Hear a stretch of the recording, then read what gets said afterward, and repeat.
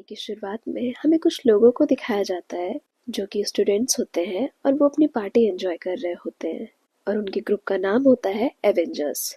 वो लोग पार्टी के साथ साथ एक गेम भी खेल रहे होते हैं, ट्रुथ और डेयर, और एंजॉय कर रहे होते हैं। फिर 7 बजे के टाइम पे दिखाया जाता है कि एक लड़की दूसरी लड़की को, जिसका नाम फाय होता है, उसको उठाने की कोशिश कर रही होती है। और उसी में से एक लड़का जिसका नाम जे होता है वो पूछता है कि क्या हुआ, जिस पर वो बताती है कि फाय उठ नहीं रही है और सांस भी नहीं ले रही है। उसके बाद दूसरी तरफ हम देखते हैं जहाँ पर एक लड़का भाग रहा होता है और उसका पीछा कर रहे होते हैं एक ऑफिसर, और यहाँ पर एंट्री होती है कैप्टन जेड की। उसके बाद वो उसको चेक करते हैं और उसके पास से उन्हें ड्रग्स मिलता है, जिसके बाद वो बोलते हैं कि मैं 3 तक गिनूंगा और तुम मुझे अगर तब तक अपने बॉस का नाम नहीं बताओगे या ये नहीं बताओगे कि तुम्हें ये कहाँ से मिला है, मैं तीसरी गोली तुम्हारे सर में उतार दूंगा। जिसके बाद वो डर जाता है और वो ये बता देता है कि ये मैंने बॉस लियम से लिया है, जो कि हर थर्सडे को मिलते हैं ड्रिंक मी क्लब में। तभी कैप्टन जेड के पास एक कॉल आती है जिसमें वो बता रहा होता है कि कुछ बच्चे ड्रिंक कर रहे थे और उसमें से एक की डेथ हो गई। जिस पर कैप्टन जेड पूछते हैं ये कहाँ की बात है, जिस पर वो बताता है अकारा यूनिवर्सिटी की।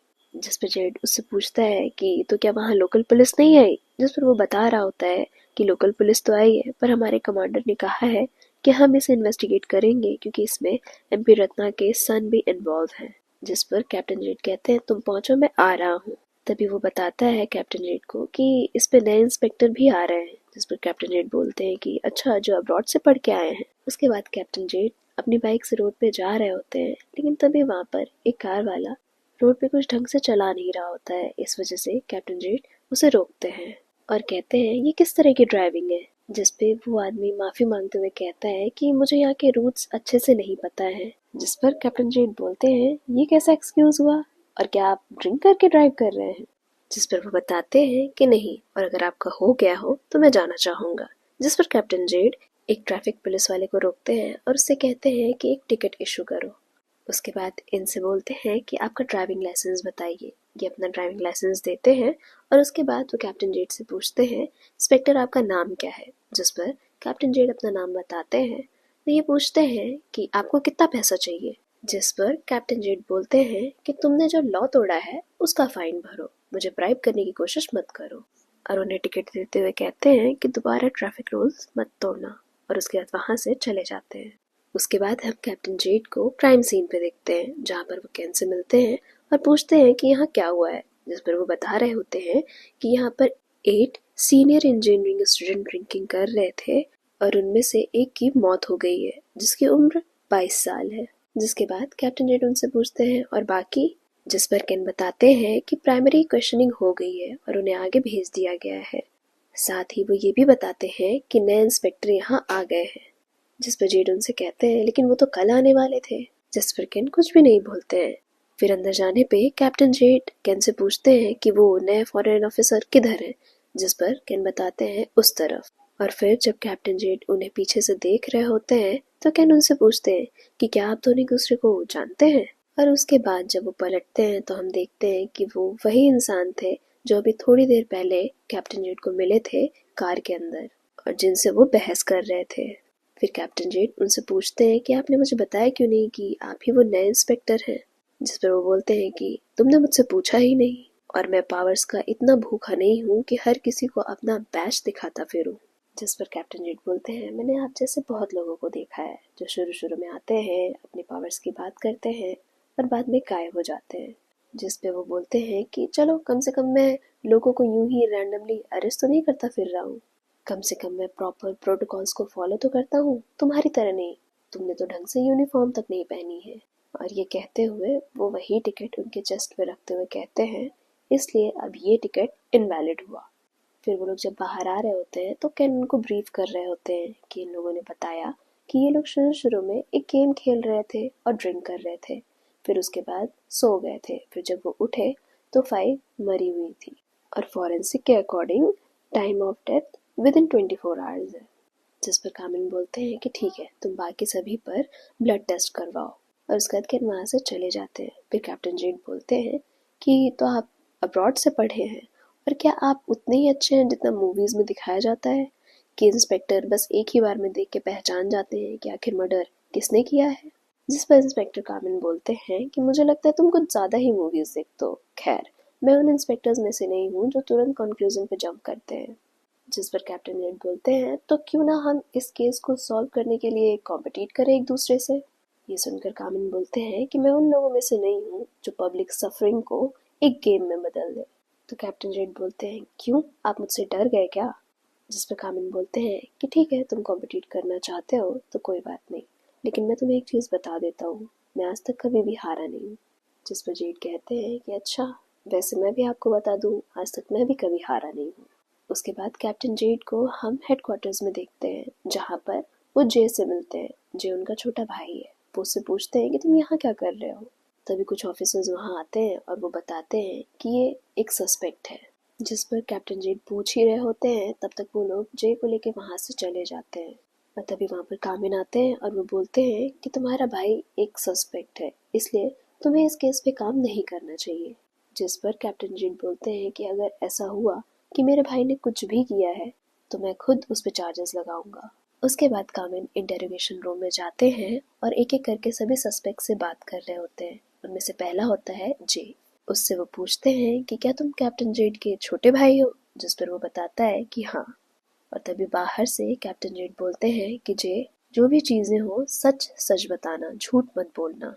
इंस्पेक्टर कामिन जे से पूछते हैं कि बताओ वहाँ पे क्या हुआ था। जिस पे जे बता रहा होता है कि फ्रेशमैन इनविटेशन के बाद हम सभी लोग फैकल्टी स्टोरेज रूम में ड्रिंक कर रहे थे और चैम्प वहाँ से जल्दी जाने के लिए बोल रहा था, लेकिन फाय और शरीन के कहने पर वो रुका रहा। उसके बाद कामिन आगे पूछते हैं कि तुम लोग कोई गेम भी खेल रहे थे, कौन सा गेम था? जिस पे जे बताता है कि हम लोग कुछ देर ट्रूथ और डेयर खेल रहे थे, लेकिन थोड़ी देर के बाद एक एक करके हम सभी सोने लगे और जब मैं उठा तो प्रोफाइल ऑलरेडी उस हालत में थी। जिस पे कामिन बोलते हैं तो तुमने डॉक्टर को फ़ोन क्यों किया, पुलिस को क्यों नहीं? जिस पे जे बोलता है क्योंकि हमें ऐसा लगा था कि हम उसे बचा लेंगे। जिसके बाद कामिन उससे आगे पूछते हैं कि वो शराब कौन लेके आया था। उसके बाद दिखाया जाता है सस्पेक्ट नंबर 2 को, जो कि टाइम है, जो बताता है कि हाँ, मैं ड्रिंक्स लेके तो आया था पर मैंने उन्हें मिक्स नहीं किया था। ड्रिंक्स को मिक्स तो टोंकला ने किया था। और एक और बात, जब आइस खत्म हो गई थी और मैं लेने जा रहा था तब मैंने शिरीन और चैम को आपस में आर्ग्यू करते हुए देखा था। जिस पे इंस्पेक्टर कामिन उसे फोटोज दिखाते हुए कहते हैं कि क्या ये दोनों डेट कर रहे हैं? तो टाइम कहता है कि नहीं, चैम्प और फायर डेट कर रहे थे और शिरीन फायर की बहुत अच्छी दोस्त है। जिस पे कामिन कहते हैं कि तो इसका मतलब है तुम ये कहना चाहते हो कि शिरीन और चैम्प के बीच लड़ने की वजह फायर थी? और ये बताओ कि जब तुम लोग उठे और तुमने देखा कि फायर मरी हुई है तो तुम लोगों ने पुलिस को कॉल क्यों नहीं किया? जिस पे टाइम बोलता है कि आपको ये बात बेल और तार से पूछना चाहिए। और उसके बाद दिखाई जाती है सस्पेक्ट नंबर 3, बेल। और वो बता रही होती है कि हम में से किसने सोचा था कि ड्रिंक करने से किसी की जान चली जाएगी। मैं तो बस अपने दोस्तों की हेल्प करना चाह रही थी और इसीलिए मैंने पहले एम्बुलेंस को बुलाया। जिस पे कामिन बोलते हैं लेकिन सिर्फ तुमने और तार ने मना किया, ऐसा क्यों? जिस पे वो कहती है मैंने किसी को रोका थोड़ी ना था, अगर वो चाहते तो कॉल कर सकते थे। और सच बताऊं तो सबसे ज्यादा डरा हुआ तार था, क्योंकि वो बहुत ज्यादा ड्रग्स करता है। और उसके बाद हमें दिखाया जाता है सस्पेक्ट नंबर 4, जो कि तार है। और वो बोलता है कि मुझे पता है आपको ये सब कौन बोल रहा है, पर मैं आपको बता दूं, मुझसे ज्यादा बेल डरी हुई थी, क्योंकि उसने एक जूनियर को बुली किया और तो और उसे मारा भी और उसका फेस भी खराब कर दिया। और वो कह रहा होता है कि मुझे पता है वो ब्रेव इसलिए है क्योंकि उसके पास बैकअप है। और उसके अलावा टाइम के डैड एक कॉप है और चैम के डैड तो एक एमपी है और तो और जे का बड़ा भाई भी एक पुलिस ऑफिसर है। और इतना सुनते ही कैप्टन जेट बाहर से बोलते हैं, इसके अलावा तुमने एक और शब्द बोला ना तो मैं तुम्हारा सर फोड़ दूंगा। और आगे वो कंटिन्यू करता है, वो कहता है कि मैंने ड्रग्स बहुत पहले छोड़ दिया। जिस पर इंस्पेक्टर कामिन उससे बोलते हैं कि क्या तुम श्योर हो कि तुमने ड्रग्स छोड़ दिया है? जिस पे वो बोलता है कि हाँ। और उसके बाद हम नेक्स्ट सस्पेक्ट को देखते हैं, जो कि होता है टोंकला। उससे इंस्पेक्टर कामिन पूछते हैं, तुम्हारे दोस्तों ने बताया कि तुमने ड्रिंक्स मिक्स करी थी? जिस पर वो बोलता है कि हाँ, लेकिन तब नहीं जब मैं वॉशरूम यूज करने गया था। उसके बाद कामिन उससे बोलते हैं कि क्या तुम बता सकते हो कि वहाँ पे क्या हुआ था? जिस पे वो बताता है कि सबसे पहले मैं और टाइम गए थे और हमने रूम प्रिपेयर किया, फिर उसके बाद जे, बेल और शरीन आए थे, फिर उसके बाद तार और सबसे लास्ट में चैम्प और फाई। और फिर बस हम नॉर्मल ड्रिंक कर रहे थे और उसके बाद शिरीन और फाय ने गेम शुरू किया और सबसे पहले नॉकआउट हुआ था टाइम और फिर शायद बेल, जिस पर कामिल उससे पूछते हैं तो तुम्हें क्या लगता है ये किसने किया होगा, जिस पे वो बोलता है कि शायद चैंप ने, क्योंकि उसकी गर्लफ्रेंड मरी है और उसे देख के ऐसा लग तो नहीं रहा है, उसे कोई दुख तो नहीं हुआ। और उसके बाद हम नेक्स्ट सस्पेक्ट को देखते हैं जो कि है चैंप और उसे कामिल पूछते हैं कि क्या तुम और फाय डेट कर रहे थे, जिसपे वो बताता है कि हाँ, और फाइ बहुत स्वीट थी, काइंड थी। जिसपे कामिल बोलते हैं तो तुम सैड क्यों नहीं हो, जिसपे वो बोलता है कि हो सकता है मैं शॉक में हूँ और ऐसा भी हो सकता है कि मैं अपने इमोशंस को हाइड करने में काफ़ी अच्छा हूँ। जिस पर इंस्पेक्टर कामिल उससे बोलते हैं कि क्या फाइ को कोई दिक्कत थी या कुछ वो अलग बिहेव कर रही थी, जिसपे वो बोलता है कि उसने स्लीपिंग पिल्स ली थी और साथ ही उसको स्टमक अल्सर भी था, इसलिए वो ज़्यादा ड्रिंक नहीं कर सकती थी। और अगर आपको और कुछ बात करनी है तो आप मेरे लॉयर से बात करिए। जिस पर कामिल बोलते हैं कि तुम एक सस्पेक्ट हो, इसलिए तुम चुपचाप यहाँ बैठ जाओ। वहीं दूसरी तरफ हम कैप्टन जेड को देखते हैं जो कंट्रोल रूम से बाहर आ रहे होते हैं और शिरीन को बोल रहे होते हैं कि शायद इसमें थोड़ा और वक्त लगेगा। शिरीन सस्पेक्ट नंबर 7 है और वो बोल रही होती है ठीक है कोई बात नहीं।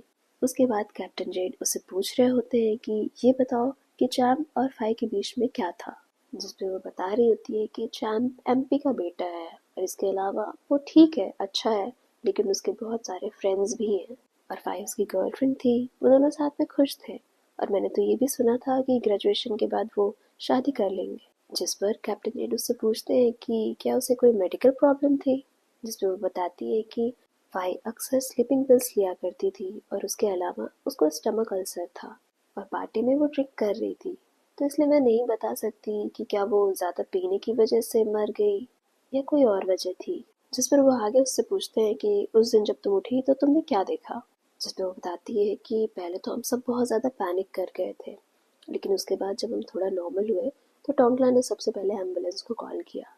तभी हम लोग देखते हैं कि किसी के चिल्लाने की आवाज़ आ रही होती है और वो कह रहा होता है कि तुम होते कौन हो जिसने मेरे बेटे को अरेस्ट किया।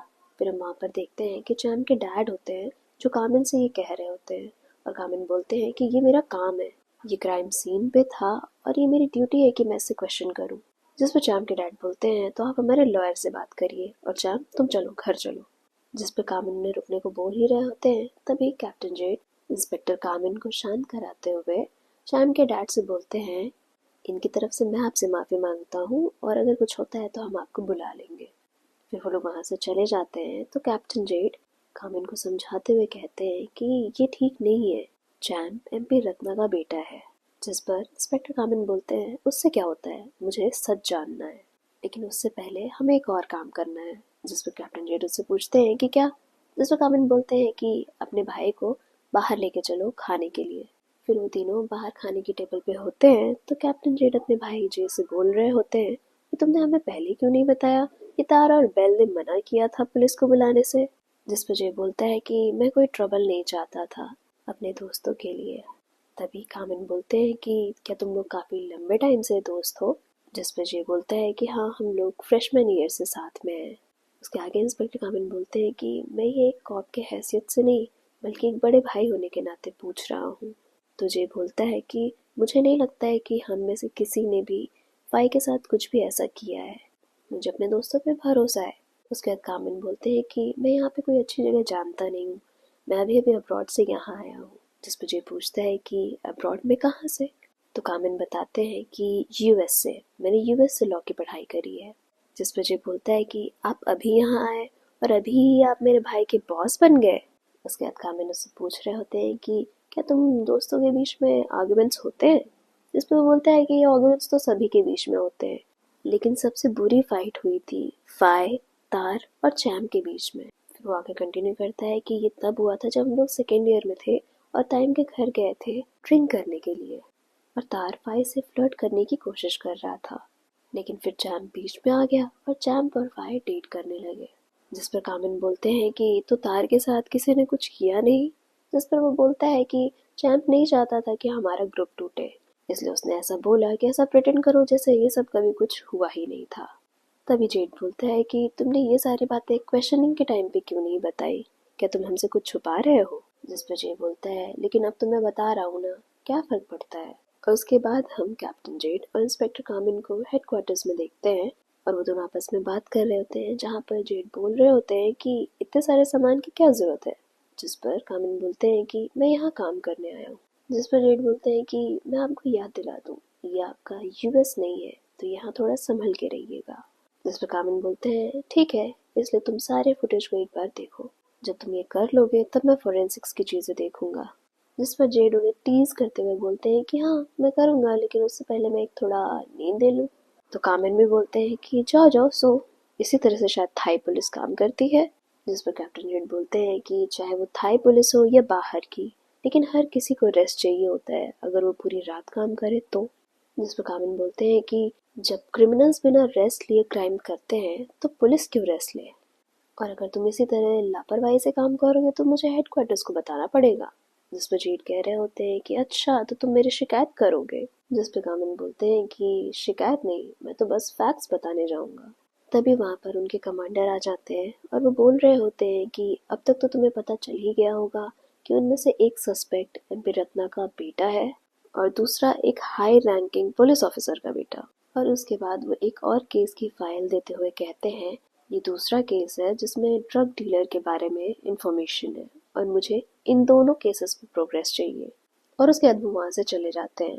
फिर कैप्टन जेड बोलते हैं कि इंस्पेक्टर, मुझे लगता है आपके ऊपर काफ़ी प्रेशर है, तो क्या आप इस केस से पीछे हटना चाहेंगे। जिस पर कामिन बोलते हैं कि अगर मैं पीछे हट गया तो मैं इंस्पेक्टर कैसा। उसके बाद कामिन अपने केबिन में जाते हैं तो अपने केबिन को अच्छे से चेक कर रहे होते हैं, साथ ही जेड भी वहाँ होते हैं। तो जेड कहते हैं कि आप चिंता मत करिए, यहाँ पे कोई भी वायर टेप्स या सीसीटीवी या हिडन कैमरास नहीं है, मैंने खुद ही चेक किया है। जिस पर कामिन बोलते हैं बस मुझे इसी बात का तो डर है कि तुमने चेक किया है। उसके बाद कामिन अपने बोर्ड पे सारे सस्पेक्ट की फोटोज लगा रहे होते हैं और कुछ सोच रहे होते हैं। तो जेड उनसे पूछते हैं कि क्या आपको कोई चीज़ परेशान कर रही है। जिस पे कामिन बोलते हैं मुझे ऐसा लग रहा है कि ये सातों बच्चे हमसे कुछ छुपा रहे हैं। इधर हम तार को देखते हैं जिसके हाथ में एक एनवलप होता है और वो उसे लेकर अपने रूम में जा रहा होता है और उस एनवलप पे तार का नाम लिखा होता है और उसके नीचे लिखा होता है ट्रुथ और डेयर। और उसके बाद वो चैम्प को कॉल करके उस पर भड़क रहा होता है कि तुमने ये कैसा लेटर भेजा है मुझे। इधर कामिन फुटेज दिखाते हुए जेड से बोल रहे होते हैं कि मैं पूरा यकीन के साथ कह सकता हूँ कि तार ड्रग्स पे था, और अगर हमें उसके सप्लायर के बारे में पता चल जाए तो शायद हम जान सकते हैं कि उस रात क्या हुआ था। फिर आगे वो बोलते हैं कि क्या तुम ड्रिंक में बार के बारे में जानते हो। जिस पर कैप्टन जेड बोलते हैं हाँ। आगे कामिन बोलते हैं कि इस स्टूडेंट वाले केस पे अभी हमें फॉरेंसिक और लैब रिपोर्ट का वेट करना पड़ेगा, तो इसलिए पहले मैं इस वाले रिपोर्ट पे काम कर लेता हूँ। जिस पर जेड बोलते हैं तो क्या आप हमेशा ऐसे ही काम करते हैं। जिस पे कामिन पूछते हैं ऐसे से तुम्हारा क्या मतलब है। जिस पे जेड बोलते हैं ऐसे मतलब अकेले बिना टीम मेंबर्स को इन्फॉर्म किए या उनसे कंसल्ट किए। जिस पे कामिन बोल रहे होते हैं कि तो तुम्हारा क्या स्टाइल है। जिस पे जेड बोलते हैं कि ये तो डिपेंड करता है कि आप मुझसे ये क्वेश्चन कर रहे हैं या फिर मुझे इनवाइट कर रहे हैं। उसके बाद उन दोनों को एक शॉप के बाहर दिखाया जाता है, जहाँ पर जेड उस शॉपकीपर से बोल रहे होते हैं तो चिकन टेल देना। और फिर इंस्पेक्टर कामन जब उसे लेते हैं तो उसे कुछ ज़्यादा ही क्लीन कर रहे होते हैं। जिस पर जेड बोलते हैं कि अच्छा तो आप कुछ ज़्यादा ही हाइजीनिक पर्सन है। जिस पे कामन बोलते हैं कि मुझे चीज़ें साफ सुथरी अच्छी लगती हैं। और आगे वो पूछते हैं कि हम इस टाइम ड्रिंक में क्लब के बाहर क्या कर रहे हैं। जिस पे कैप्टन जेड उस शॉपकीपर से बोलते हैं कि एक पैकेट स्टिकी राइस देना, जिसके बाद वो उन्हें एक एनवेलप देता है। फिर रात के टाइम में हम देखते हैं उन दोनों को उसी क्लब के बाहर, जहाँ पर अंदर जाने के टाइम पे सिक्योरिटी उन्हें रोकते हुए कहता है कि क्या आपके नाम पे कोई टेबल बुक है। जिस पर कामिन बोल रहे होते हैं नहीं, पर जेड बोलते हैं कि आप जेड नाम से देखिए। फिर अंदर जाने के बाद जब वेटर उनके पास आता है तो इंस्पेक्टर कामिन उससे बोलते हैं स्पार्कलिंग वाटर ले आइए, और वहीं पर जेड बोलते हैं कुछ स्ट्रॉन्ग लेके आइएगा। उसके बाद कैप्टन जेड कामिन से बोल रहे होते हैं अच्छा स्पार्कलिंग वाटर। जिस पर कामिन बोलते हैं उसका मतलब है कि सोडा, क्या तुम्हें इंग्लिश नहीं आती है। जिस पर कैप्टन जेड उनके ऊपर हाथ रख के उन्हें कह रहे होते हैं कि आप प्लीज़ थोड़ा ब्लेंड होने की कोशिश करिए। तभी उन लोग की तरफ कोई देख रहा होता है। जिस पर जेड उन्हें कह रहे होते हैं कि अरे बेबी आप मुझसे गुस्सा क्यों हो, मैं तो बस आपको एक किस करना चाह रहा। और उसके बाद वो कामिन के गाल पे किस कर लेते हैं। जिसके बाद कामिन टिश्यू से अपना चीक साफ करते हुए कह रहे होते हैं कि क्या बेबी इसके अलावा तुम्हें कुछ और रोल नहीं मिला था। तभी कामिन के पास एक और लड़का आता है और उनसे कह रहा होता है कि क्या मैं आपके साथ टोस्ट कर सकता हूँ। और आगे वो पूछता है कि क्या आप दोनों डेट कर रहे हैं, जिस पे कामिन बोलते हैं तुम्हें क्या लगता है कि मेरा टेस्ट कैसा होगा। और उसके बाद वो जेड की तरफ देखते हैं और फिर इसकी तरफ देखते हुए कहते हैं हम सब दोस्त हैं। जिस पर वो लड़का कह रहा होता है ये तो अच्छी बात है, तो क्या आप हमें उस टेबल पे ज्वाइन करेंगे। और तभी जेड कामिन को अपनी तरफ खींचते हैं और उस लड़के को अपनी गन दिखाते हुए कहते हैं कि मेरा बॉय अवेलेबल नहीं है। और फिर उसके बाद जब क्लब के अंदर कामिन डीलर को देखता है तो वो उसके पास जा रहा होता है, जिस पर जेड उसे रोकते हुए कहता है पहले मुझे बैकअप बुला लेने दो। और तभी जेड किसी को देखकर छुप रहा होता है, जिस पर कामिन पूछता है कि क्या हुआ। जिस पर जेड बताता है कि वो जो डीलर का आदमी है वो मुझे जानता है और वो ये भी जानता है कि मैं एक कॉप हूँ। जिस पर कामिन उसे कवर करता है और वो फिर बैकअप के लिए बुला लेता है और वो लोग मिलके रेड करते हैं। और इसी बीच में वो डिस्ट्रीब्यूटर भागने की कोशिश कर रहा होता है और कामिन उसके पीछे जाता है। और उसके बाद कामिन उस डिस्ट्रीब्यूटर को वार्न कर रहा होता है कि तुम अपने हाथ ऊपर करो और इधर घूमो। और तभी वो कामिन के ऊपर हमला करता है, लेकिन कामिन बच जाता है और वो उसके पैर में गोली मार देता है। लेकिन तभी वहाँ पे डीलर का एक आदमी आ जाता है जो कामिन को शूट करने ही वाला था, लेकिन तभी वहाँ पर जेड आ जाता है। वो कामिन को बचाता है और कामिन उसके बाद उस डीलर के चेस्ट पे गोली मार देता है। जिसके बाद पुलिस और एम्बुलेंस उन सभी लोगों को लेके जाती है। और उसके बाद जेड कामिन को कॉन्ग्रेचुलेट करते हुए कहता है कि आपने अपना पहला केस तो सॉल्व कर लिया। जिस पर कामिन उसे एक टिकट देते हुए कहता है कि अगर तुम ड्राइव करने का सोच रहे हो तो ये क्योंकि तुमने अभी अभी ड्रिंक किया है। जिस पर जेड कहता है कि मैंने इतनी भी नहीं पी है। जिस पर कामिन उससे उसके कार की कीज लेता है और ऑफिसर को देके कहता है कि इनकी कार को हेडक्वार्टर लेके जाइए। और जेड को कहता है कि आप मेरे साथ आइए। और उसके बाद वो उन्हें एक बहुत ही लग्जरियस से होटल लेके जाते हैं और कहते हैं मैं यहाँ रुक रहा हूँ। जिस पर जेड बोलते हैं इतने आलीशान जगह। जिस पर कामिन बोलते हैं इसमें क्या गलत है, अगर मैं अपने कंफर्ट के लिए पे कर सकता हूँ तो मैं रह सकता हूँ। जिस पर जेड बोलते हैं वो तो ठीक है, पर आप मुझे क्यों यहाँ लेके आए हैं, क्या आप मेरे साथ कुछ करना चाहते हैं या आप मुझे सीधा अपने रूम में लेके जाना चाहते हैं। जिस पर कामिन कहते हैं कि क्या तुम बस यही सोच सकते हो। उसके बाद वो उन्हें एक टेबल पे लेके जाते हैं और वहाँ पे ड्रिंक ऑर्डर करते हैं। और उसके बाद जेड बोलते हैं तो आप मुझे ड्रिंक करने यहाँ लेके आए हैं। जिस पर कामिन बोलते हैं क्यों, क्या तुम्हें ड्रिंक करना पसंद नहीं है। मैंने ड्रिंक में देखा था तुमने एक बार भी अपना ग्लास नीचे नहीं रखा, तो मैं तुम्हें यहाँ पे ड्रिंक कराने ले आया एज अ थैंक यू, क्योंकि तुमने पहले केस में मेरी हेल्प करी है। जिस पर जेड बोलते हैं कि आप टेंशन मत लीजिए, आपको बेस्ट सबऑर्डिनेट मिला है, मेरे जैसा पूरे यूनिट में नहीं मिलेगा आपको कोई। और उसके बाद ऐसे बात करते करते वो लोग ड्रिंक कर रहे होते हैं। उसके बाद हम देखते हैं कि कामिल नीचे खड़े होते हैं और जेड उनके ऊपर गिर रहे होते हैं। जिस पर कामिल उनसे बोलते हैं कि क्या आप ठीक हैं। जिस पे वो बोलते हैं कि आप रास्ते में हैं तो ऑफ कोर्स मैं आपके ऊपर गिर जाऊंगा, ऐसा थोड़ी ना है कि मैंने ज़्यादा ड्रिंक कर ली है।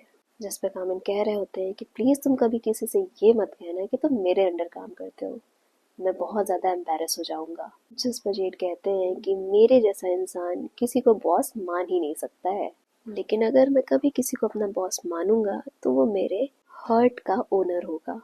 और ऐसा कहते हुए गिर रहे होते हैं वो। जिस पर कामिल उन्हें पकड़ते हुए कहते हैं संभालो खुद को, और आज मैं तुम्हें तुम्हारे घर छोड़ देता हूँ, या तो तुम चाहो तो तुम यहाँ भी रुक सकते हो। जिस पर जेड बोलते हैं कि आप मेरे बारे में क्या सोच रहे हैं। जिसके बाद कामिल वहाँ से जाने लगते हैं। और उनके जाने के बाद हम देखते हैं कि जेड एकदम ठीक होते हैं, वो सिर्फ ड्रंक होने का नाटक कर रहे होते हैं। जिसके बाद कामिल उन्हें अपने कार में बिठाते हैं, जहाँ पे हम देखते हैं कि तार के हाथ में एक एनवेलप है और उस पे उसका नाम और उसके साथ ही ट्रुथ और डेयर लिखा हुआ है। पहले तो वो उसको टेबल पे रख देता है, लेकिन जब वो एनवेलप खोलता है और उसमें देखता है कि उसके ही ग्रुप की एक फोटो है जिसमें सभी के चेहरे मार्क किए गए हैं और काटे गए हैं। और ये देख के बहुत ज़्यादा घबरा जाता है और फिर एक बॉक्स के अंदर वो सारी चीज़ों को रख के कबर्ड के ऊपर रख देता है। और फिर उसके बाद वो चैम को कॉल करता है और उसके ऊपर भड़क रहा होता है कि तुमने ये क्या किया है, ये कैसा लेटर भेजा है मुझे, तुम आखिर क्या करना चाहते हो। जिस पे चैम कह रहा होता है कि तुम किस बारे में बात कर रहे हो तार, और उसके बाद वो कॉल रख देता है। वहीं दूसरी तरफ हम कामिन को देखते हैं जो फोटोज को एनालाइज कर रहा होता है जो इंसिडेंट पे ली गई थी। और सामने एक ऑफिसर बैठी होती हैं जो ब्रीफ कर रही होती हैं और बता रही होती हैं कि एक स्पेसिफिक ड्रग इन सभी की क्लासेस में पाया गया है और वही इसका रीज़न था कि ये सभी लोग वहाँ पे ब्लैक आउट हो गए। जिस पे कामिल पूछते हैं कि इन सातों बच्चों के अलावा किसी और का फिंगरप्रिंट मिला, जिस पे वो बताती हैं कि नहीं। लेकिन उसके बाद भी जेड कहते हैं मुझे ये एक मर्डर लग रहा है। जिस पे कामिन बोलते हैं कि इतने जल्दी कंक्लूजन पे पहुंचना सही नहीं है, अभी ऑटोप्सी रिपोर्ट तो आ जाने दो। जिस पे जेड उन्हें टीज करके कह रहे होते हैं कि मैं तो बस एक पॉसिबिलिटी बता रहा हूँ। उसके बाद कामिन उस फाइल को देख रहे होते हैं और वहीं पे जेड यॉन कर रहे होते हैं, जिस पे कामिन बोलते हैं कि अगर तुम्हें नींद आ रही है तो तुम एक नैप ले लो। तो ये सुनकर जेड कहते हैं हाँ ठीक है, और ये सुनकर कामिन उन्हें घूर रहे होते हैं, जिस पे जेड कहते हैं कि आप मुझे घूर क्यों रहे हैं। जिस पे कामिन कहते हैं कि तुम्हें सार्काज़्म समझ नहीं आता है क्या, और अभी तो ये वर्किंग आ रहा है तो तुम्हें सोना क्यों है, तुम्हें तार के बारे में और इन्फॉर्मेशन इकट्ठी करनी है। तो जेड उन्हीं की डेस्क पे बैठ जाते हैं और उन्हीं के कॉल से पाई को कॉल करके कहते हैं कि मुझे एक लड़के तार के बारे में इन्फॉर्मेशन चाहिए, और साथ ही आप ये भी पता करिए कि क्या इस एरिया में कोई ड्रग डीलर एक्टिव है। जेड कॉल रखने के बाद कामिन से कहते हैं कि अब तो मैं सो सकता हूँ। जिस पे कामिन कहते हैं कि तो तुम्हें बस मुंह चलाने आता है। जिस पे जेड कहते हैं कि इसको टीम वर्क कहते हैं। और ऐसा कहते हुए वो कामिन के बहुत ज़्यादा करीब आ जाते हैं और उनके फेस के जस्ट सामने आके कहते हैं कि अगर मेरे मुंह चलाने से कुछ हो सकता है तो क्यों नहीं। तभी कामिन को कॉल आता है कि हमारे पास ऑटोप्सी रिपोर्ट आ गई है। उसके बाद वो जेड से कहते हैं कि अगर तुम्हें रिपोर्ट के बारे में सुनना है तो तुम मेरे साथ चल सकते हो, नहीं तो तुम सो सकते हो। और उसके बाद भी जेड उन्हें टीज करने के लिए उनसे एकदम बहुत क्लोज होकर उनके पीछे पीछे चल रहे होते हैं। और कामिन समझ जाते हैं और उन्हें रोकते हुए कहते हैं कि तुम खुद से ड्राइव करके आओ, क्योंकि मैं मरना पसंद करूंगा पर तुम्हारे साथ राइड पे तो नहीं जाऊंगा। लेकिन जेड तब भी नहीं मानते हैं और उसके बाद भी उन्हें टीज कर रहे होते हैं कि आपको पता है ये साल बहुत ज़्यादा गर्मी पड़ी है और अगर हम दोनों ड्राइव करेंगे तो अर्थ को बहुत नुकसान होगा। वो बस ये सब इसलिए कह रहे होते हैं ताकि वो कामिन के साथ वहाँ जा सके। उसके बाद जब वो दोनों हॉस्पिटल पहुँचते हैं तो डॉक्टर उन्हें बता रहे होते हैं कि फाई के बॉडी में 3 सब्सटेंस मिले हैं। और उसी टाइम पे जेड फाइल पढ़ रहे होते हैं और उसमें cause of death heart failure लिखा होता है। और उसके बाद वो डॉक्टर से पूछते हैं, जिस पे वो एक्सप्लेन करते हैं कि फाई के आर्म पे रिडल मार्क मिला है, जिसका मतलब है कि ये तीनों सब्सटेंस उसकी बॉडी में इंजेक्ट किया गया था उसके मरने से ठीक पहले। जिस पे कामन बोलते हैं तो इसका मतलब है कि किलर ने उन ड्रग्स को फाई के बॉडी में इंजेक्ट किया। जिस पे डॉक्टर बताता है कि हाँ, उसका एक्सेसिव डोज होने की वजह से फाई की मौत हुई है। और मेरा कंक्लूजन ये है कि उसका मर्डर हुआ है और टाइम ऑफ डेथ 12:15 से 1 बजे के बीच में है। जिस पे जेड बोलते हैं कि और उसके बाद उन लोगों ने एम्बुलेंस को कॉल किया। जिस पे वो डॉक्टर बोलते हैं कि हाँ, हमें जैसे कॉल मिला हम निकल गए। जिस पे कामिल उस डॉक्टर से बोलते हैं लेकिन आप तो फॉरेंसिक डॉक्टर हो। जिस पे डॉक्टर बोलते हैं कि हमारे पास स्टाफ कम है और उस दिन जब उस लड़की ने कॉल किया तो मैंने पर्सनली बात करी थी। जिस पे जेड कहते हैं कि क्या लड़की ने कॉल किया था। जिस पे वो डॉक्टर बोलता है कि हाँ। उसके बाद जेड और कामिल लिफ्ट में होते हैं तो कामिल सोच रहे होते हैं। साथ ही वो जेड से पूछते हैं कि तो आखिर एम्बुलेंस को कॉल किसने किया। जहरीन ने तो बोला था कि टोंकला ने कॉल किया है। जिस पे जेड बोलते हैं कि शायद वो लोग कंफ्यूज हो गए थे और गलती से गलत स्टेटमेंट दे दिया। जिस पे कामिल सोचते हुए बोलते हैं कि गलती से दिया या फिर वो हमें मिसलीड कर रहे हैं। तभी जेड के पास एक ऑफिसर का मैसेज आता है और उसके बाद वो कामिल को बताते हैं कि हम अभी भी तार से कांटेक्ट नहीं कर पा रहे हैं। जिसके बाद कामिल बोलते हैं कि अगर हमें ये जानना है कि ये लोग हमसे कुछ छुपा रहे हैं तो शेरिन के ऊपर थोड़ा प्रेशर डालना पड़ेगा। इधर हम जेरी को देखते हैं जो कॉल पे किसी से बात कर रही होती है और उससे इन्वेस्टिगेशन के बारे में पूछ रही होती है और साथ ही कह रही होती है कि शाम में मिलते हैं। और उधर तार बार बार चैम से कांटेक्ट करने की कोशिश कर रहा होता है, उसे कॉल कर रहा होता है, मैसेज कर रहा होता है। और फिर हम शेरीन और चैम को देखते हैं जो लोग आपस में बात कर रहे होते हैं और वो बताती है कि मुझे पुलिस ने कांटेक्ट किया था और वो लोग मिलने आ रहे हैं। जिस पे चैम उससे पूछता है कि क्यों, क्या हुआ। जिस पे वो बताती है पता नहीं, बस उन्होंने मुझे वेट करने बोला। और फिर वो बहुत ही प्यार से चैम से कह रही होती है कि क्या तुम्हारे डैड हमारी हेल्प नहीं कर सकते। जिस पर चैम बोलता है कि अगर तुमने कुछ किया नहीं तो तुम्हें डर कैसा। फिर उसके बाद वो फ़ोन देखता है तो फ़ोन पे तार का मैसेज आया होता है। और जब शेरिन पूछती है तो वो बताता है कि पता नहीं इसे क्या हुआ है, सुबह मैं किसी लेटर के बारे में बात कर रहा था और बस मुझे गाली दे रहा था और बोल रहा था कि बार के सामने उसे मिलूं। बस वो लगातार किसी ट्रूथ और डेयर के बारे में बात कर रहा था कि उसे कुछ मिला है, लेटर, ट्रूथ एंड डेयर, यही सब। वो लोग वॉक करते हुए आपस में बात कर रहे होते हैं और तभी वहाँ पर जेड और कामिल आ जाते हैं उनके पीछे। और फिर उन्हें देखकर चैम बोलता है कि ऑफिसर, क्या आपको मेरे फ्रेंड से दिक्कत है, आपने उसे रुकने बोला। जिस पर जेड थोड़ा अग्रेसिव होकर बोलते हैं कि हमने सिर्फ कोऑपरेशन के लिए बोला है, क्या तुम्हें इससे कोई दिक्कत है। और फिर उस टाइम पे उन्हें कामिल रोकते हैं। और उसके बाद कामिल बोलते हैं कि मैं लास्ट टाइम पूछ रहा हूँ कि एम्बुलेंस को कॉल किसने किया था, जिस पर शरीर तुरंत बोलती है कि टोंकला ने किया था। जिस पर कामिन बोलते हैं कि डॉक्टर ने हमें बताया कि किसी फीमेल ने उन्हें कॉल किया था और जिस तरह से उन्होंने डिस्क्राइब किया वो तुम ही थी। जिस पर चैम बीच में घुसते हुए बोलता है कि हो सकता है हम कंफ्यूज हो गए हों और इससे क्या ही फर्क पड़ता है कि या तो हमारे फ्रेंड नहीं है ना कॉल। जिस पर जेड थोड़ा गुस्सा होकर बोल रहे होते हैं कि उस दिन तुम लोग कंफ्यूज थे, हमें समझ आता है, लेकिन आज भी तुम लोग सही से नहीं सोच पा रहे हो। जिस पर शरीन सॉरी बोलते हुए कहती है कि मैं कंफ्यूज हो गई थी। जिस पर जेड फिर से बोलते हैं कि इसके अलावा क्या ऐसा कुछ है जो तुम लोग ने हमें नहीं बताया हो, और साथ ही ये भी पूछते हैं कि क्या तुम दोनों में से किसी ने तार को कांटेक्ट किया। जिस पर चैप पूछता है तार अब उसने क्या कर दिया। जिस पे कामिन उन दोनों को वॉर्न करते हैं और कहते हैं कि अगर मुझे पता चला कि तुम दोनों ने कुछ भी किया है तो मैं तुम्हारे पापा या उनकी पावर से नहीं डरूंगा और तुम दोनों के अगेंस्ट प्रॉपर स्टेप लूंगा।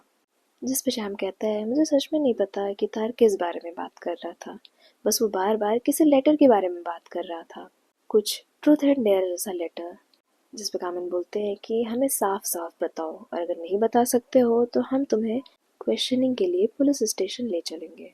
जिस पे चैम बोलता है कि मैं आपको साफ साफ बता रहा हूँ, तार भले ही आपको ऐसा लगता है कि वो सीधा साधा लड़का है पर वो बहुत बड़ा वुमनाइजर है। वो उन्हें ट्यूशन देने का नाटक करता है, फिर उसके बाद उन्हें होटल लेके जाता है और अगर कभी ऐसा होता है कि उनमें से कोई मना करती है तो उन्हें ड्रग देता है और उन सभी को सीक्रेटली रिकॉर्ड करता है।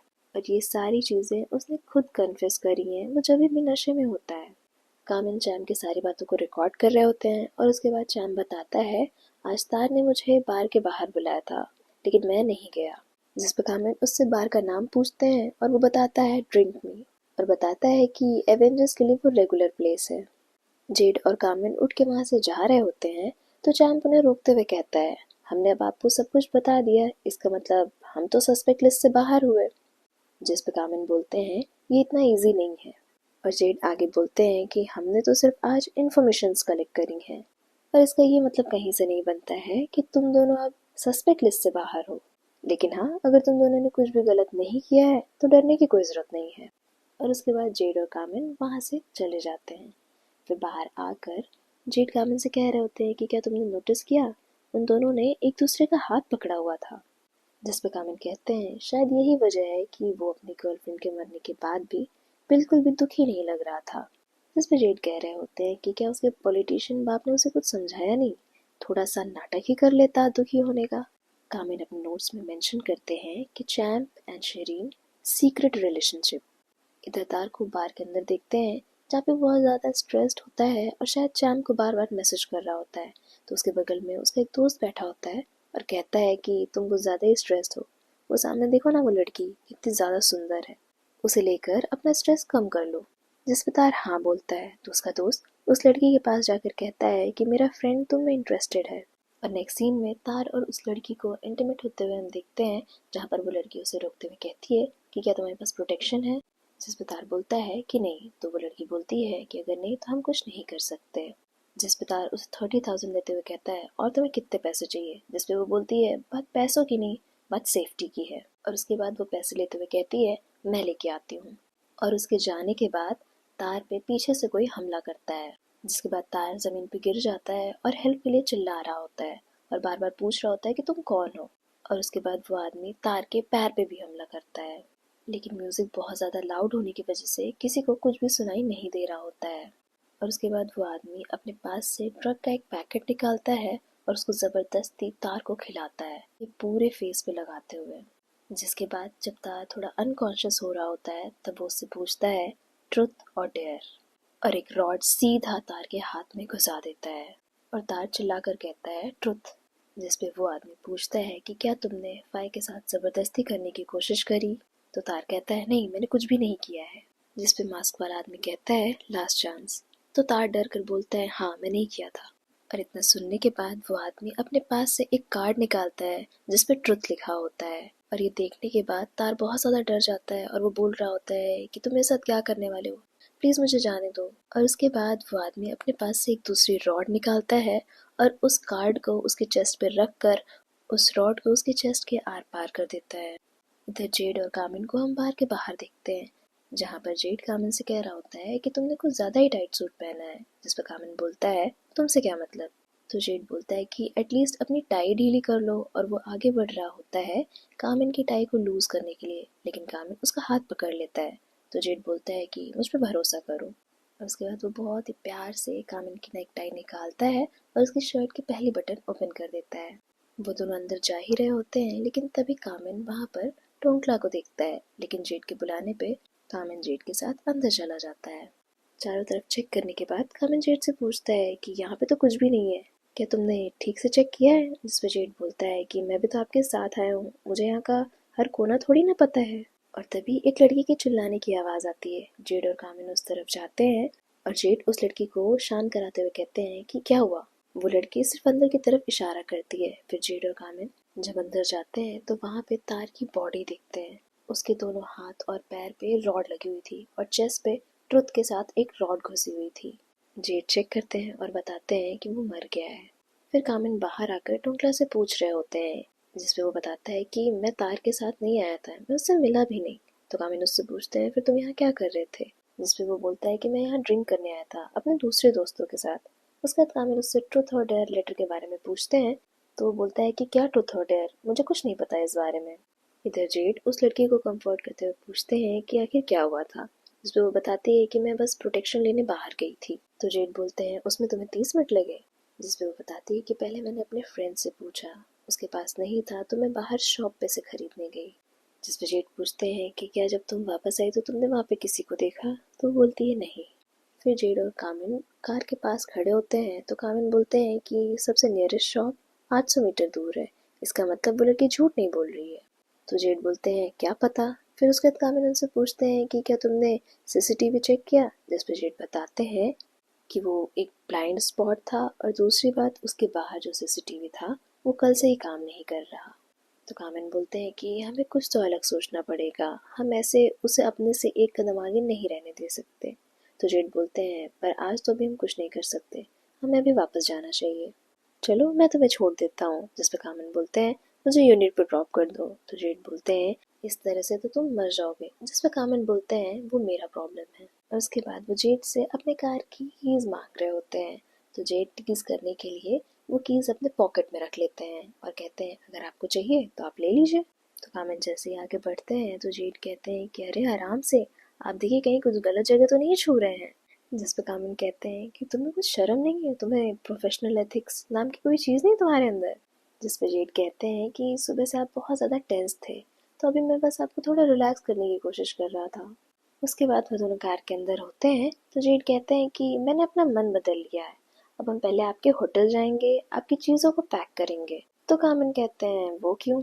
और जेड बिना कुछ बोले उन्हें टीज करने के लिए उनके एकदम करीब आके सीट बेल्ट लगा रहे होते हैं उनकी, और उसके बाद अपनी भी। उसके बाद हम उन दोनों को होटल में देखते हैं, जहाँ पर जेड एक सोफे पे बैठे होते हैं और कामिन एक सूटकेस के साथ आते हैं।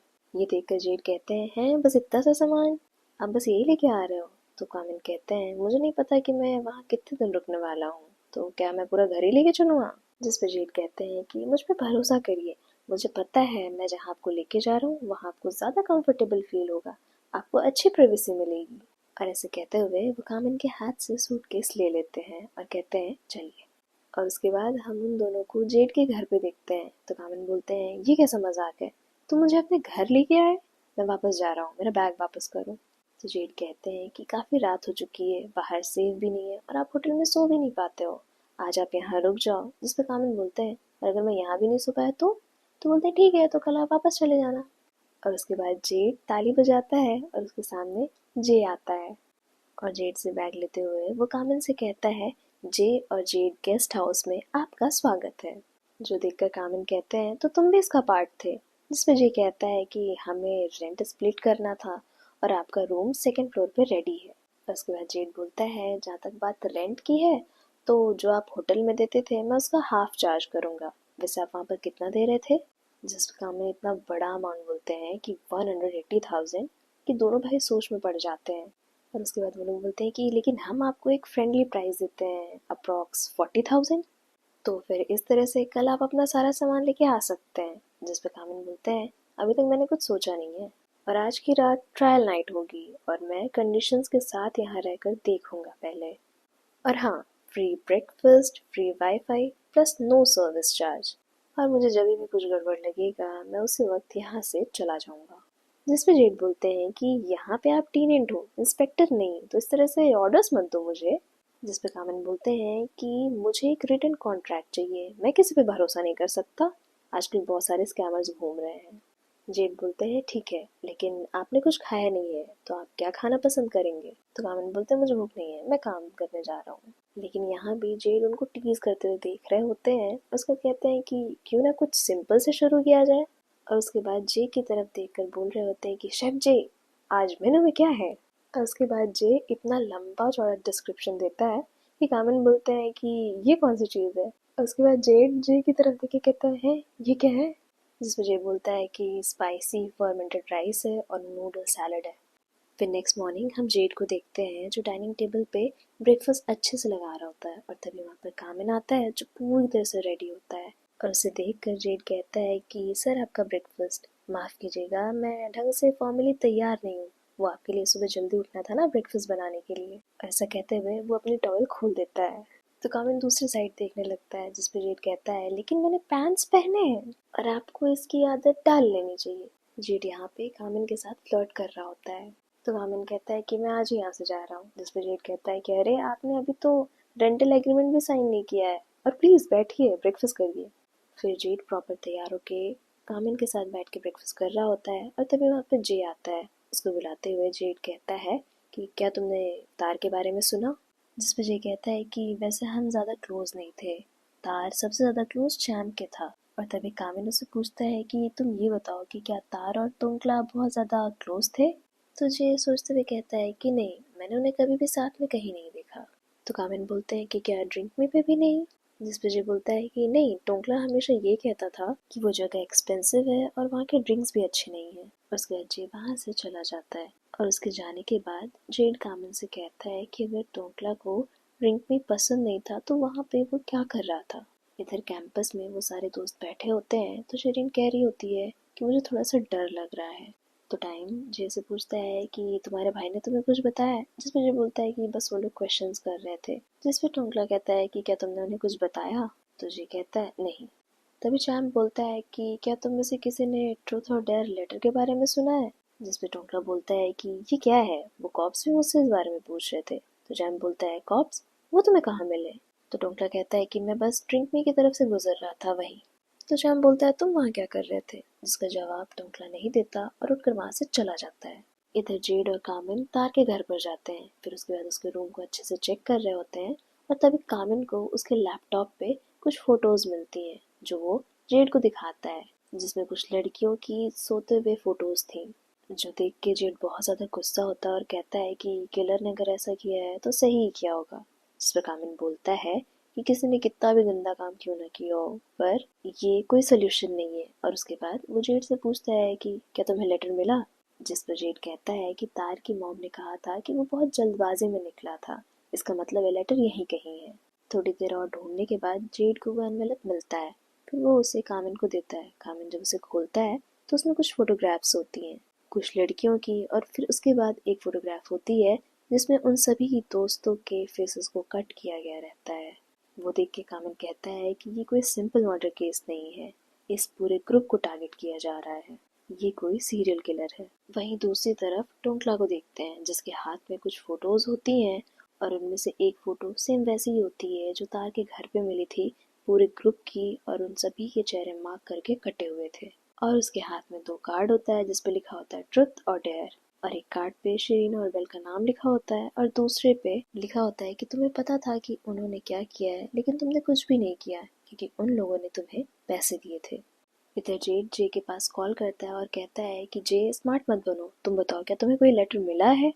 जिस पे जेड बोलता है कि तुम ऑब्सेस्ड हो क्या लेटर से, मुझे कोई लेटर नहीं मिला है, और कॉल काट देता है। जेड को इतना ज्यादा परेशान देखकर कामिन उसके कंधे पे हाथ रख के कहता है कि तुम्हारा भाई अगला नहीं है। तो जेड कहता है कि वो ऐसा इंसान है कि कभी भी वो अगला शिकार हो सकता है, मुझे खुद देखना पड़ेगा।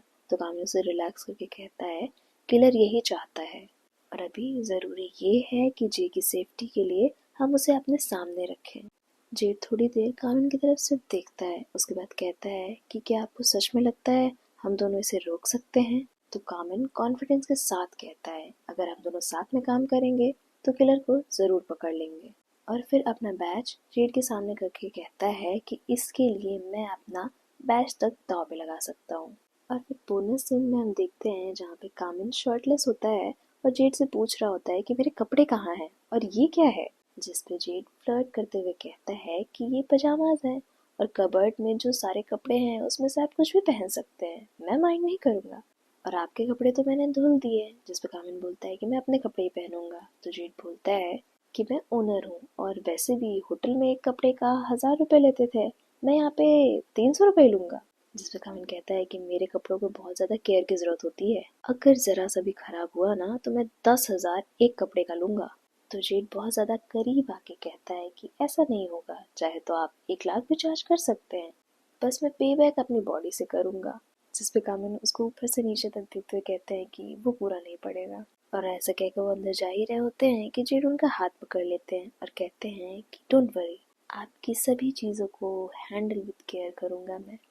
जहाँ पर हम टोंकला को देखते हैं और वो गैराज के बाहर कार को रिपेयर करने के बाद उसके सामने खड़ा होकर फोटो ले रहा होता है। तभी कार का ओनर आता है और टोंकला उससे कुछ पैसों की बात करता है। उसे कहता है मुझे कुछ पैसे चाहिए। तो वो ओनर उससे कहता है लेकिन अभी तो मंथ एंड भी नहीं है। जिस पर टोंकला बोलता है कि यूनिवर्सिटी में कुछ काम है। तो ओनर बोलता है कि मुझे पता है तुम दारू और इन सब पे उड़ा दोगे ये पैसे। और उसके बाद वो उसे गैराज की चाबी देता है और कहता है कि इसे लॉक कर देना। और ऐसा कहकर वो वहाँ से चला जाता है। और उसके बाद रात के टाइम में टोंकला को हम उसी गाड़ी को ड्राइव करते हुए देखते हैं। साथ ही वो अपने फ़ोन पे कुछ चला रहा होता है जिस वजह से उसकी गाड़ी से किसी का एक्सीडेंट हो जाता है। और वो उतर कर देखता भी है लेकिन उसकी हेल्प नहीं करता, उल्टा वहाँ से वो भाग जाता है। प्रेजेंट टाइम में हम टोंकला को देखते हैं जो उस इंसिडेंट का वीडियो देख रहा होता है। वहीं दूसरी तरफ सारे ऑफिसर्स आपस में डिस्कस कर रहे होते हैं कि तार के पास से हमें किस तरह के ड्रग्स और बाकी सारी चीज़ें मिली हैं, लेकिन जो उसके बॉडी पे ट्रक था वो उसके बैग में नहीं मिला। जिस पर कामिन बोलते हैं ठीक है मैं इस बारे में फॉरेंसिक टीम से भी एक बार डिस्कस कर लेता हूँ। जिस पर जेड बोलते हैं कि क्या वेपन पे कुछ फिंगरप्रिंट वगैरह मिला। वो बताती हैं नहीं। जिस पर जेड बोलते हैं इसका मतलब ये मैटर पर्सनल था।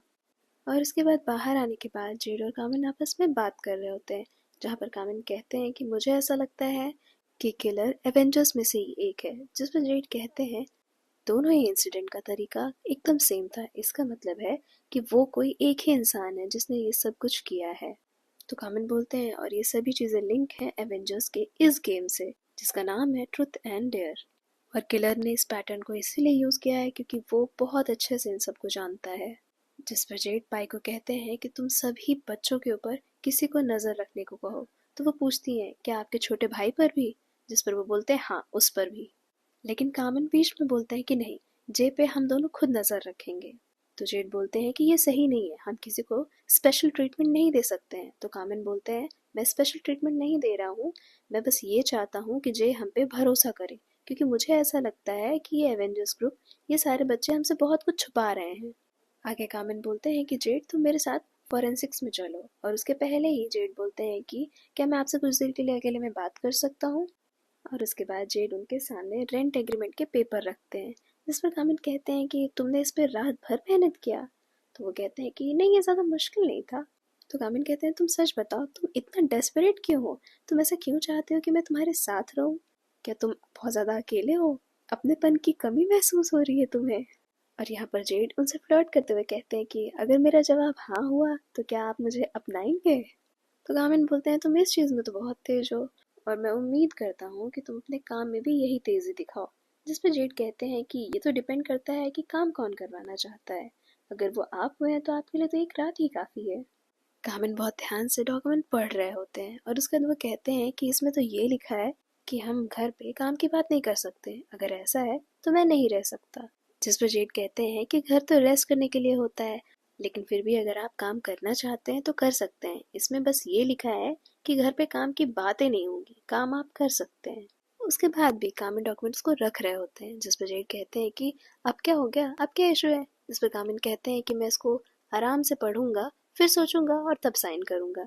जिस पर जेड कहते हैं अरे आप भी ना, बस एक साइन करते और यूं झट से काम खत्म हो जाता।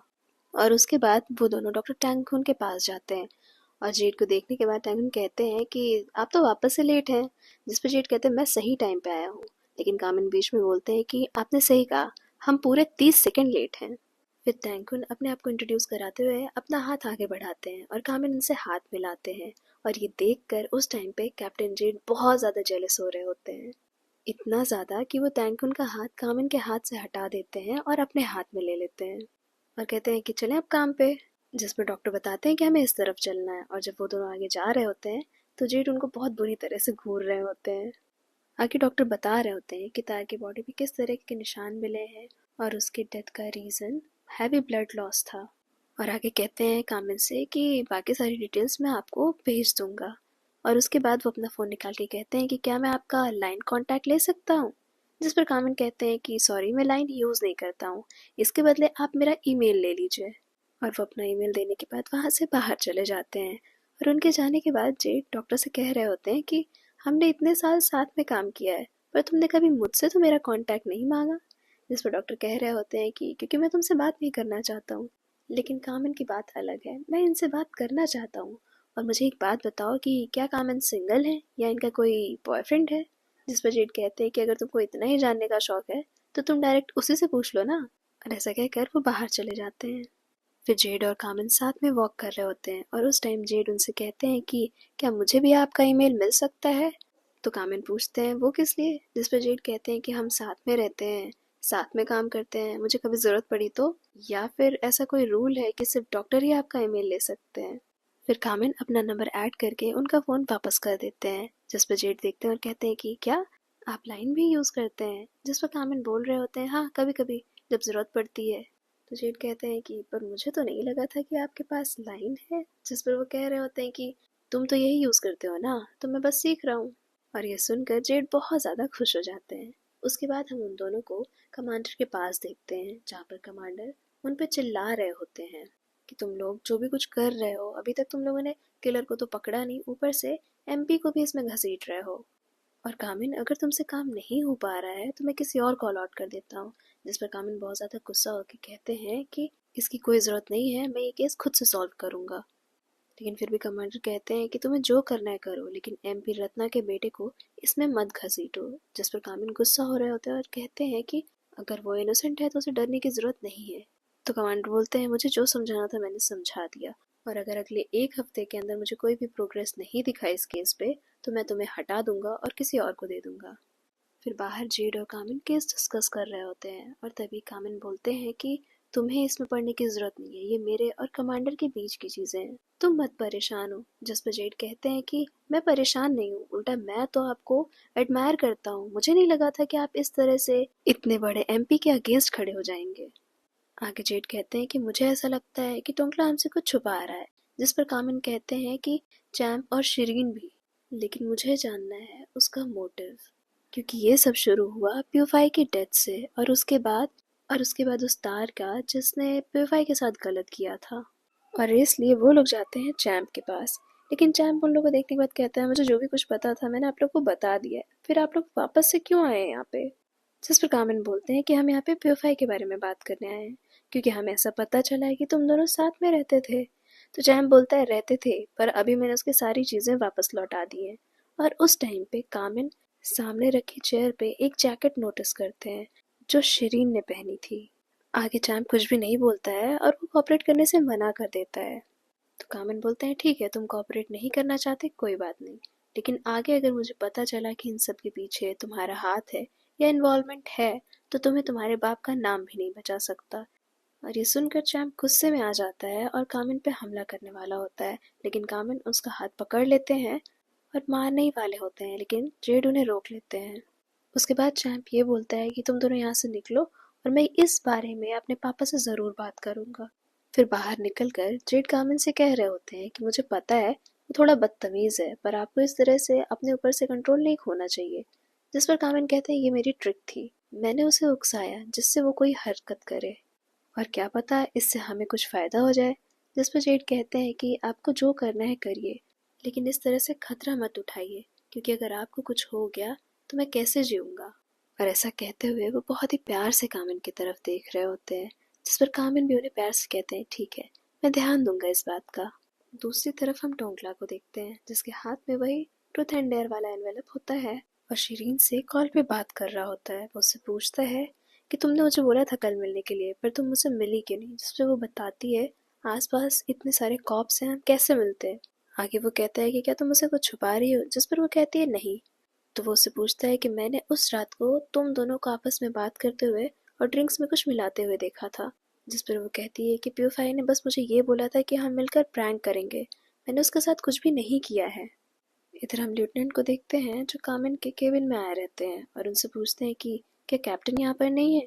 जिस पे वो बताते हैं कि अभी वो शार में है, कुछ अगर ज़रूरी है तो तुम मुझे बता सकते हो। तो वो बताते हैं कि मैं सारे बच्चों की अपडेट लेकर आया हूँ और उसके बाद वो कामिन को कुछ फोटोग्राफ्स देते हैं और बता रहे होते हैं कि बेल के ज़्यादा फ्रेंड्स नहीं हैं और बाकी चैम्प और शिरीन के सब यूजुअली जैसे ही कॉलेज ख़त्म होता है अपने घर की तरफ ही जाते हैं। बाकी टाइम और जे थोड़ा ज़्यादा गुड लुकिंग है तो उनके पास काफ़ी सारी एक्टिविटीज़ होती हैं और उसके अलावा टोंकला एक गराज में काम करता है। और आज जब मैं उसकी फ़ोटो ले रहा था उस टाइम पे मैंने उसको थोड़ा परेशान देखा और साथ ही वो कॉल पे किसी से कह रहा था कि अगर तुम मुझे सच्चाई नहीं बताओगी तो मैं तुम्हारी हेल्प नहीं कर पाऊंगा। तो कामिन बोलते हैं कि तुम उसके कॉल रिकॉर्ड्स निकलवाओ। और उसके बाद कामिन वॉशरूम में जाते हैं और जेड को ढूंढ रहे होते हैं, उनको आवाज़ लगाते हैं। उसके बाद जेड टॉल में ही बाहर आ जाते हैं और कहते हैं कि कुछ ज़्यादा इम्पोर्टेंट है। जिस पर वो कह रहे होते हैं कि आप कुछ ज़्यादा ही टाइम लगाते हैं शार में। वापस से जेड फ्लर्ट करते हुए कहते हैं कि अगर आपको जल्दी है तो आप मेरे साथ शार ले सकते हैं। जिस पर वो कहते हैं कि जल्दी से तैयार हो, हमें कहीं चलना है। तो जेड कह रहे होते हैं कि आप मुझे बता सकते हैं। तब तक बीच में ही कामिन बोलते हैं तुम्हारे पास सिर्फ 5 मिनट है। जिस पर जेड कहते हैं कि ऐसा थोड़ी ना काम होता है। तभी कामिन बोलते हैं कि हमें टोंकला के पास चलना है क्योंकि अभी अभी लेफ्टिनेंट कैन से मेरी बात हुई और मुझे इस समय सबसे ज़्यादा शक टोंकला पे हो रहा है। तो तुम अपनी बदतमीजी बंद करो और चलो। लेकिन जेड आगे फिर से फ्लर्ट करते हुए कहते हैं कि क्या मैं जब ऐसा करता हूँ तो आपके दिल की धड़कनें बढ़ जाती हैं। कामिल उनके थोड़ा और पास आकर कहते हैं कि तुम इतना ज़्यादा अपने आप को क्या समझते हो। और ऐसा कहते हुए उनकी टाल खींच लेते हैं और वो टाल ले जाकर केन को दे देते हैं और कहते हैं कैप्टन को दे देना। और तभी उनके पास जे का कॉल आता है जो बता रहा होता है कि टोंकला को लेटर मिला है। और उधर हम देखते हैं कि टोंकला को कुछ लोग मार रहे होते हैं, लेकिन सही टाइम पर ये दोनों वहां पर पहुंच जाते हैं और उसे बचा लेते हैं। उसके बाद कामिन उससे पूछते हैं कि ये लोग कौन थे। जिसपे वो बताता है कि मैंने 200,000 लोन लिया था और ये लोग उसी के लोग हैं। आगे कामिन उससे लेटर के बारे में पूछ रहे होते हैं और वहीं उस टाइम पर जेड टोंकला के रूम में चीज़ें देख रहे होते हैं। उसके बाद जो टोंकला को लेटर मिला था उसको कामिन निकालते हैं। उसमें ट्रुथ वाले कार्ड पे लिखा होता है कि क्या ये सच है कि तुम्हें पता था कि तुम्हारे दोस्तों ने कितना गलत किया है और उसके बाद भी तुम चुप रहे। जिसपे वो कह रहा होता है कि मैंने सिर्फ चोरी करी है, उसके अलावा मैंने कुछ भी नहीं किया है। आगे कामिन कहते हैं कि अपना सामान पैक करो और कल तुम्हें क्वेश्चनिंग के लिए पुलिस स्टेशन बुलाया जाएगा। और आज जो भी कुछ हुआ है तुम्हारे साथ इसलिए तुम्हें अकेली नहीं रहना चाहिए। तो अगर कोई रिश्तेदार या कोई जानने वाला है तो तुम उसके पास चले जाओ। जिस पर टोंगला कहता है कि नहीं, मैं खुद अकेला ठीक हूँ। फिर जेड कहते हैं कि तुम्हारे दोस्तों के साथ ऐसा हुआ, तुम्हें डर नहीं लगता है। तो वो कहता है मैं डरता हूँ पर मैं क्या ही कर सकता हूँ। जिस पर कामिन कहते हैं ठीक है, मैं यहाँ पर एक ऑफिसर लगा के जाऊँगा जो हर घंटे तुम्हें चेक करेगा और उसके अलावा तुम कहीं बाहर मत जाना, ना ही किसी से मिलना। आगे जेड जे से कहते हैं कि चलो तुम घर चलो हमारे साथ। तो जे बोलता है कि मैं ये सब सही करके आता हूँ, आप लोग चलो। फिर बाहर आने के बाद जेड और कामिन आपस में बात कर रहे होते हैं और कामिन कहते हैं कि टोंगला ने हमें सब कुछ सही सही नहीं बताया है। तो जेड कहते हैं हाँ, क्योंकि उसके पास डेयर लेटर नहीं था। जिस पर कामिन कहते हैं उसके अलावा रूम में भी सारी चीज़ें अजीब हैं। अगर लोन वालों ने ये सब किया है तो वो लोग कीमती चीज़ें जैसे कि लैपटॉप बाकी सब क्यों नहीं लेकर गए। लेकिन सोचने की बात ये है कि उसने हमसे झूठ बोला क्यों। जिस पर जेड कहते हैं कि हमें जे से बात करनी चाहिए। उसके बाद जे को मैसेज करते हैं कि खाने के लिए हमें यहाँ पर मिलो। उसके बाद खाने की टेबल पे वो लोग वापस से लड़ रहे होते हैं जहाँ पर जेड जे को कह रहा होता है कि थोड़ी और सब्जियाँ लो और जे कह रहा होता है कि मुझे ये सब नहीं पसंद है, मुझे जो पसंद है मैं वही खाऊंगा। और कामिन उन दोनों को शांत कराते हुए कहते हैं कि क्या तुम लोग कभी तमीज से इंसानों की तरह खा सकते हो बिना लड़े। और आगे कामिन इशारा करते हुए जेड से कहते हैं कि जे से पूछो। लेकिन जे देख लेता है और वो कहता है कि आप लोग ऐसे तो मुझे बाहर खाना खिलाने लाए नहीं होंगे कि मैं खा रहा हूँ और आप लोग बस घूरे जा रहे हैं। जिस पर कामिन बोलते हैं कि हमें पता है तुम हम लोगों से बहुत सारी बातें छुपा रहे हो, लेकिन इससे किसी का फायदा नहीं होना है, तुम लोग खतरे में हो। जे कुछ सोचते हुए कहता है ऐसा कुछ भी नहीं है। तभी कामिन के पास एक कॉल आती है और वो उठकर बाहर चले जाते हैं बात करने के लिए। और वो कॉल होती है स्पेशल इन्वेस्टिगेटर निकलोई की। और वो उनसे बता रहे होते हैं कि किस तरह से इस केस में बहुत बड़े बड़े लोगों का, ड्रग डीलर्स का, इन सब का इन्वॉल्वमेंट है। वो बात कर ही रहे होते हैं कि तभी एक वैन में से कुछ लोग आते हैं और उन पर हमला कर देते हैं, उन्हें मार रहे होते हैं। तभी वहाँ पर जेड आ जाते हैं और वो उन लोगों से लड़ने लगते हैं।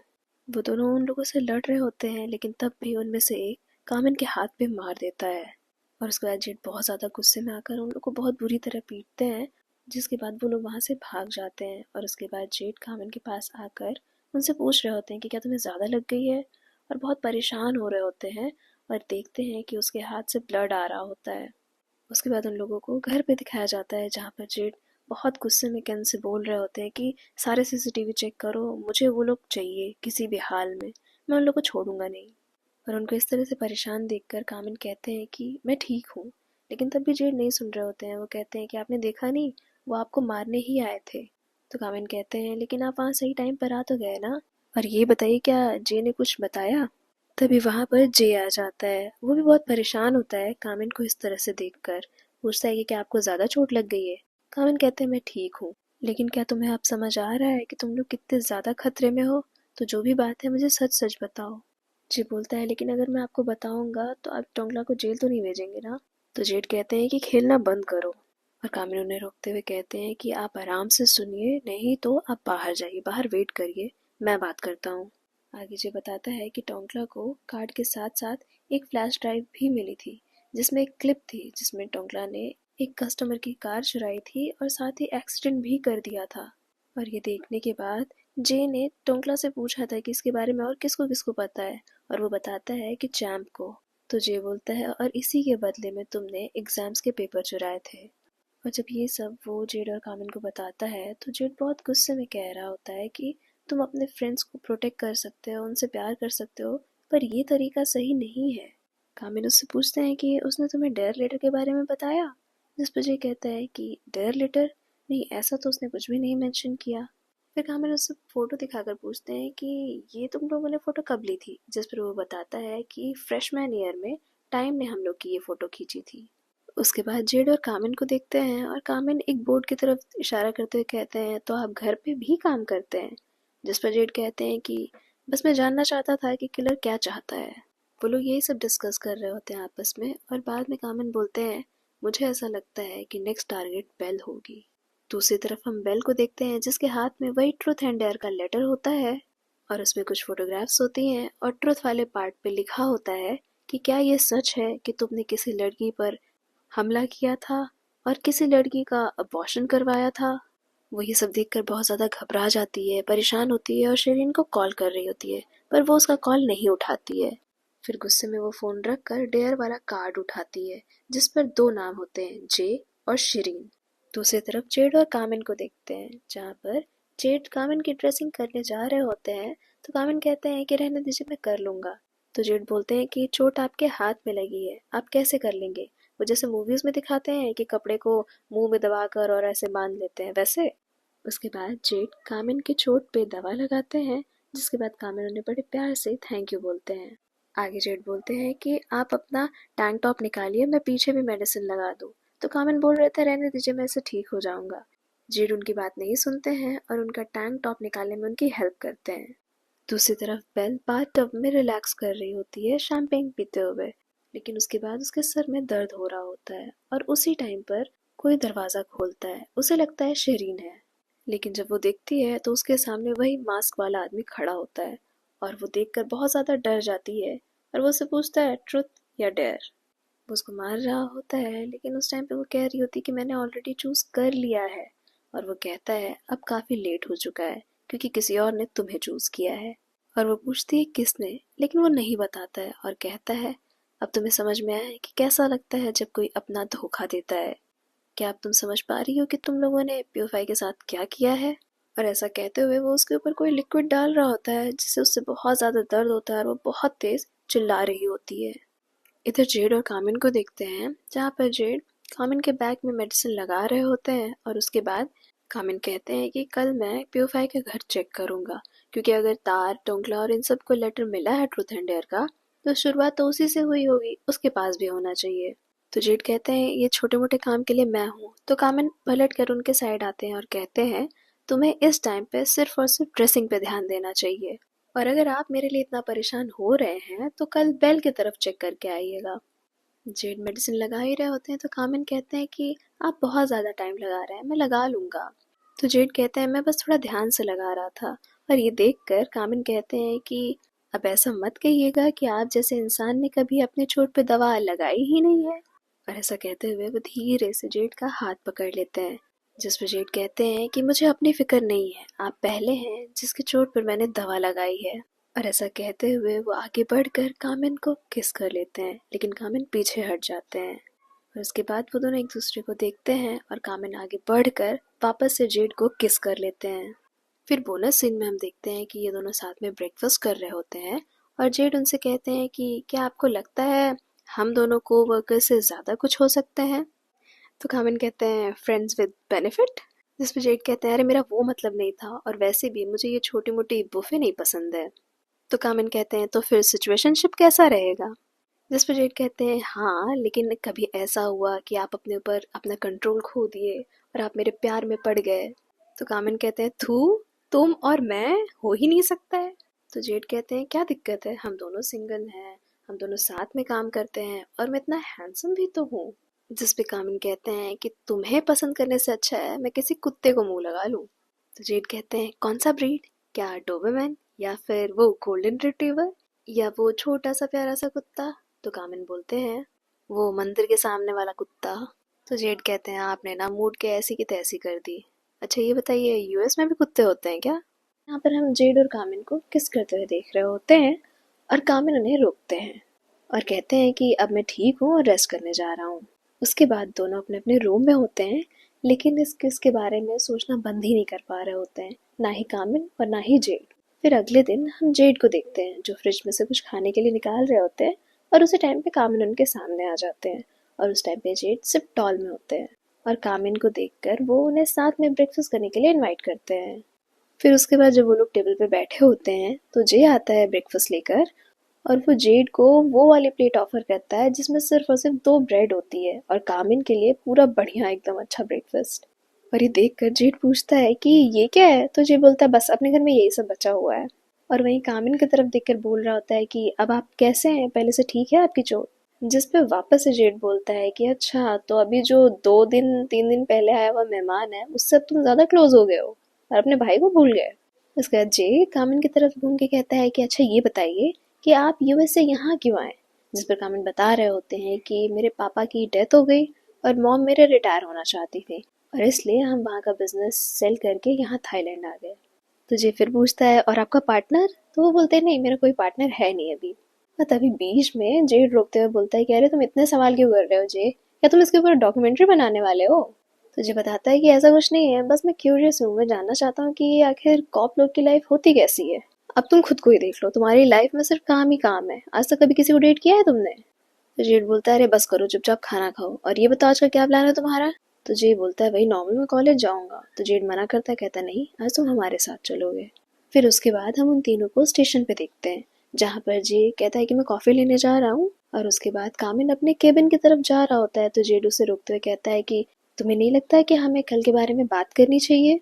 जिस पर कामिन उसे बोलता है कि अगर तुम इतने ज्यादा डिस्ट्रैक्टेड हो तो काम करने को रहने दो, और वहां से चला जाता है। इधर शरीन बेल को बार बार कॉल कर रही होती है पर वो नहीं उठाती है, जिसके बाद वो जे को कॉल करती है और उससे पूछती है कि क्या बेल तुम्हारे साथ है। तो वो बोलता है नहीं, तुमने ऐसा क्यों बोला। तो वो बोलती है कि क्योंकि तुम भी नहीं आया प्रेजेंटेशन के लिए और वो भी नहीं आई है। तो बोलता है वो तो इसलिए क्योंकि मैं अपने भाई के साथ हूँ। जिस पे वो वापस से बोलती है पर बेल मेरा फोन नहीं उठा रही है, क्या तुम्हें लगता है उसे कुछ हो गया है। जिस पे जे तुरंत फोन कट करता है और वापस से कामिन को कॉल करता है और बोलता है कि मुझे ऐसा लग रहा है कि बेल खतरे में है, और ये भी बताता है कि ऐसा पहली बार हुआ है कि हम लोग इतना ज़्यादा कॉल कर रहे हैं पर वो कॉल नहीं उठा रही है और ना ही कॉलेज आई है। और ये सब सुनने के बाद कामिन तुरंत एक्शन लेते हैं, वो उससे पूछते हैं कि तुम्हें पता है कि वो कहाँ रहती है। और उसके बाद वो जेड और जे तीनों बेल के घर पहुंचते हैं और वहाँ पे बाहर उनको वो ऑफिसर मिलते हैं जिसको कामिन ने अलॉट किया था। उनसे पूछते हैं तो वो बताते हैं कि रात से यहाँ पे कुछ भी नहीं हुआ है, मैं यहीं पे था। उसके बाद जेड जे को रोकते हैं कि तुम यहीं रुको और हम लोग ऊपर जाके चेक करते हैं। उसके बाद जेड और कामिन उस ऑफिसर के साथ शिरीन जहाँ रहती थी उस फ्लोर पे पहुंचते हैं, और उसके बाद वहाँ पे जो ओनर होती हैं वो की कार्ड लेकर आई होती हैं और उन्हें बताती हैं कि ये रूम है, जिसका कामिन कार्ड लेते हैं और रूम के अंदर एंटर होते हैं। और वो लोग जैसे ही वहाँ पे एंटर होते हैं वहाँ पे बहुत तेज़ से स्मेल आ रही होती है, और फिर उसके बाद जब वो लोग वॉशरूम की तरफ जाते हैं और वॉशरूम खोल के देखते हैं तो बाथ टब में बेल की बॉडी पड़ी होती है। और ये देखने के बाद कामिन तुरंत ऑफिसर को बोलते हैं कि आप फॉरेंसिक्स को यहाँ बुला लीजिए। उसके बाद फॉरेंसिक टीम्स आती है और वो सैंपल्स ले रही होती है, फोटोज ले रही होती है, अपना काम कर रही होती है। और उसके बाद वो लोग बताते हैं कि ना ही यहाँ पे कोई फिंगरप्रिंट मिली है, ना ही कोई फुटप्रिंट मिला है। यहाँ तक कि ये भी नहीं साबित हो सकता है कि यहाँ पे बेल के अलावा कोई और था भी। अब ये सारी बात सुनकर कामिन कुछ सोच रहे होते हैं, तभी वहाँ पर टैंकुन आते हैं और उनको बोल रहे होते हैं कि प्लीज़ आप ये मास्क पहन लीजिए, क्योंकि यहाँ पे ये जो स्मेल है इससे आपको कुछ इफेक्ट पड़ सकता है। और उसके बाद टैंकुन उनके हाथ में मास्क रख कर वहाँ से चले जाते हैं अपनी टीम के साथ। और इधर हम देखते हैं कि जेड कुछ बहुत ज़्यादा बारीकी से एग्जामिन कर रहे होते हैं और फिर उनको खांसी आ रही होती है, तो कामिन उनको मास्क देते हुए कहते हैं कि इसको पहन लीजिए। अब ये देखकर जेड कहते हैं कि अगर आप मेरे लिए परेशान हो रहे हैं या मेरी चिंता करते हैं तो आप सीधे बोलिए ना। जिस पे कामिन बताते हैं कि देखो ये क्राइम सीन है और यहाँ पे पता नहीं कौन कौन से सब्सटेंस हैं, तो इसलिए तुम सेफ्टी के लिए पहन लो। जिस पे जेड कहते हैं हाँ हाँ मैं पहन लूंगा, लेकिन बस आप एक बार कह दीजिए कि आपको मेरी चिंता है। तो कामिन उनका गला पकड़ते हैं और ज़बरदस्ती उनको मास्क पहना देते हैं। अब उसके बाद हम देखते हैं जे को, जो नीचे खड़ा होता है और उसके सामने ऑफिसर जो है वो बेल की बॉडी लेके जा रहे होते हैं। और उसके बाद फिर जेड और कामिन नीचे आते हैं और जे की तरफ देखते हुए कामिन जेड से बोलते हैं कि अपने भाई से अच्छे से बात करो। लेकिन जैसे ही जेड जे के पास पहुंचते हैं, जे इतना ज़्यादा भड़कने लगते हैं, उनके ऊपर बहुत चिल्ला रहे होते हैं। जेड बस उनको हक कर लेते हैं और कामिन जे के पास आते हैं और कहते हैं कि जे तुम मुझे बताओ कि क्या बेल और शीरीन में कोई दुश्मनी थी, कोई दिक्कत थी। तो जे बोलता है नहीं, वो दोनों बहुत क्लोज थे, यहाँ तक कि सिर्फ इकलौती शीरीन ही है जिसके पास बेल के रूम की चाबी थी। फिर स्टेशन में हम जेड और कामिन को देखते हैं जो शीरीन को इंटरोगेट कर रहे होते हैं और बेल के बारे में पूछ रहे होते हैं। तो वो बताती है कि बेल जैसी भी थी पर स्टडीज़ को लेकर बहुत सीरियस थी, और इसके अलावा वो बिना मतलब की लड़ाइयों में अक्सर फंस जाती थी। फिर जे से भी पूछताछ कर रहे होते हैं और वो बताता है कि एक बार ऐसा हुआ था कि बेल ने हमें बोला कि हम लोग कार में रुकते हैं सारी लाइट्स ऑफ करके, और उसके बाद एक दूसरी लड़की आई और बेल ने उसके चेहरे पे अटैक कर दिया था। अब ये सुनने के बाद जेड कहते हैं कि तुम्हें पता भी है तुमने क्या किया है, उसके ऊपर भी चार्जेस लगेंगे और तुम्हारे ऊपर भी, क्योंकि तुमने उसका साथ दिया है। तो जे बोलता है मुझे पता है, लेकिन उस टाइम पे हमें नहीं समझ आया क्योंकि हम नहीं जानते थे कि बेल ऐसा कुछ कर देगी। वापस से शिरीन का सीन दिखाते हैं जहाँ पे वो बता रही होती है कि कल उसने कई बार मुझे मैसेज किया था पर मुझे नहीं पता था कि क्या बात है, और आज जब मैंने कॉल की तो उसने नहीं उठाया। फिर वो रोते हुए बोलती है कि मैंने कुछ भी नहीं किया है, और अपना फ़ोन निकाल के ये भी दिखाती है, मतलब कॉल लॉग दिखा रही होती है। अब इसके बाद हम वापस से जेड और कामिन को देखते हैं जो सीसीटीवी वगैरह चेक कर रहे होते हैं, और ऑफिसर बताती हैं कि 1-2 बजे के आसपास सारे सीसीटीवी और सारी चीज़ें वर्क करना बंद कर दी थी। तभी जेड नीचे देखते हैं कि एक कार पार्क है, और उसके बाद वो अपने ऑफिसर को बोलते हैं कि इस कार में जो डैश कैम लगा है उसकी फुटेज मंगाओ। फिर थोड़ी देर के बाद जब पाए फुटेज अरेंज कर लेती हैं, उसके बाद वो लोग मिलकर देख रहे होते हैं। फिर उसके बाद उन्हें एक आदमी दिखाई देता है, और उसका जब वो लोग जूम करते हैं तो पाए उसका फेस देखते हुए कहती है इसने कुछ तो पहना है। तो कामिन ध्यान से देखते हुए कहते हैं शायद ये ग्लासेस हैं। फिर थोड़े टाइम बाद कामिन को उनके केबिन में जाते हुए देखते हैं और पीछे पीछे जेड भी जा रहे होते हैं। फिर उनसे पूछते हैं कि आप मेरा पीछा क्यों कर रहे हैं। तो जेड बोलते हैं क्या इंस्पेक्टर, आप थोड़ी तो तारीफ कर दीजिए मेरी, इतनी इंपॉर्टेंट लीड दी है मैंने। तो कामिन कहते हैं क्या तुम 3 साल के छोटे से बच्चे हो जो तुम्हें कॉम्प्लीमेंट चाहिए। लेकिन फिर भी वो आगे बढ़ते हैं और जेड का चिन्ह से पकड़ कर कहते हैं कि अच्छा ठीक है, आज तुमने बहुत अच्छा काम किया।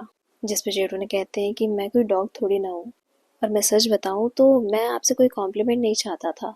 मुझे तो बस ये लगा था कि शायद अब आप मुझसे बात नहीं करेंगे, लेकिन अब मुझे समझ में आ गया है आप भी बिना मुझसे लड़े रह नहीं सकते हैं। और ऐसे फ्लर्ट करते हुए वो आगे बढ़ते जाते हैं और कामिन पीछे हटते जाते हैं। उसके बाद कामिन डेस्क पे बैठ जाते हैं। तो जेड उनके और ज़्यादा करीब आकर कहते हैं कि सुनिए अभी थोड़ा तो इंतज़ार करिए आप। और उसके बाद हम उन दोनों को डॉक्टर टैंकुन के पास देखते हैं जो इस टाइम पे बेल की बॉडी एग्जामिन कर रहे होते हैं और बता रहे होते हैं किस तरह से इस केसेस पार्ट पे इस तरह के ड्रग्स और ये सारी चीज़ें मिली हैं। और इस वजह से इसकी बॉडी का ये हाल हुआ है, जैसे कहीं कहीं पे ग्रे है, कहीं कहीं पे ब्लैक है।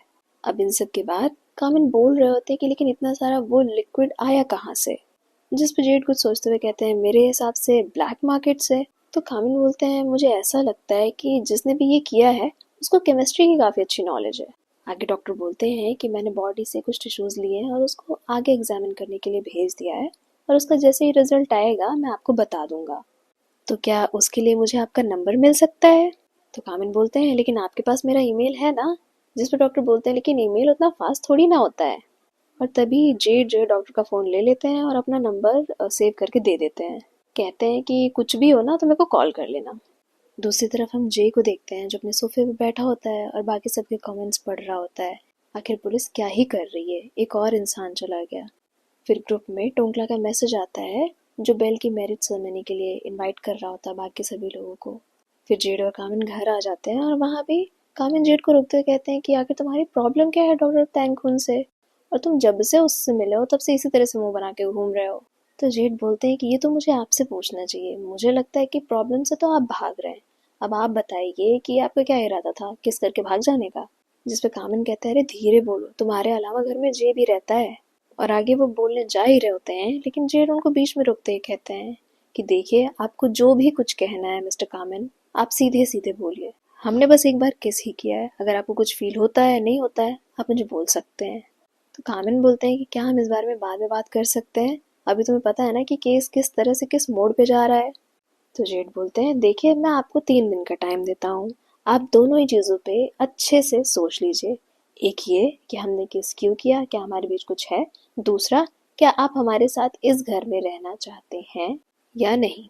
अब उसके अगले दिन हम बाकी सभी लोगों को मंदिर में देखते हैं बेल के लिए प्रार्थना करते हुए। और बाहर जेड और कामिन आपस में बात कर रहे होते हैं कि ज़्यादा लोग तो आए नहीं। जिस पे जेड बोलते हैं कि जैसे इसकी हरकतें थी मुझे तो ये भी उम्मीद नहीं थी। तो आगे कामिन पूछते हैं कि प्यूफाई और तार की सेरेमनी, जिस पे जेड बताते हैं कि उनकी फैमिली ने करी। फिर जाने के टाइम पे सभी लोग टोंकला को एनवेलप दे रहे होते हैं और उसमें से वो पैसे देख रहा होता है, तभी उसके पास शिरीन आती है और उसको बोल रही होती है कि ऐसे टाइम पे भी तुम्हें पैसों की पड़ी है। तो वो बोलता है क्या ही फर्क पड़ता है। फिर आगे वो बोलती है कि तुम तो कह रहे थे कि तुम मुझे बचाओगे। जिस पे वो बोलता है कि मैंने ही तुम्हें बचाया है, अगर आज मैं नहीं होता तो बेल की जगह तुम्हारी सेरेमनी हो रही होती। उसके बाद वो उसे डेयर वाला कार्ड दिखाता है जिसपे शिरीन और बेल का नाम था और उसमें से उसने बेल के नाम को चूज किया था।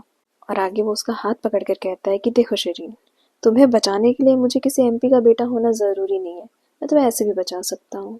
इधर जेड और कामिन ये सारी चीज़ें सीसीटीवी के थ्रू देख रहे होते हैं, मॉनिटर कर रहे होते हैं और आपस में बात भी कर रहे होते हैं कि इसका मतलब ये है कि टोंकला को ही डेयर का लेटर मिला था जो उसने हमसे छुपाया और उसकी वजह से ही बेल की डेथ हुई है। इसके अलावा शेरिन भी हमसे कुछ छुपा रही है।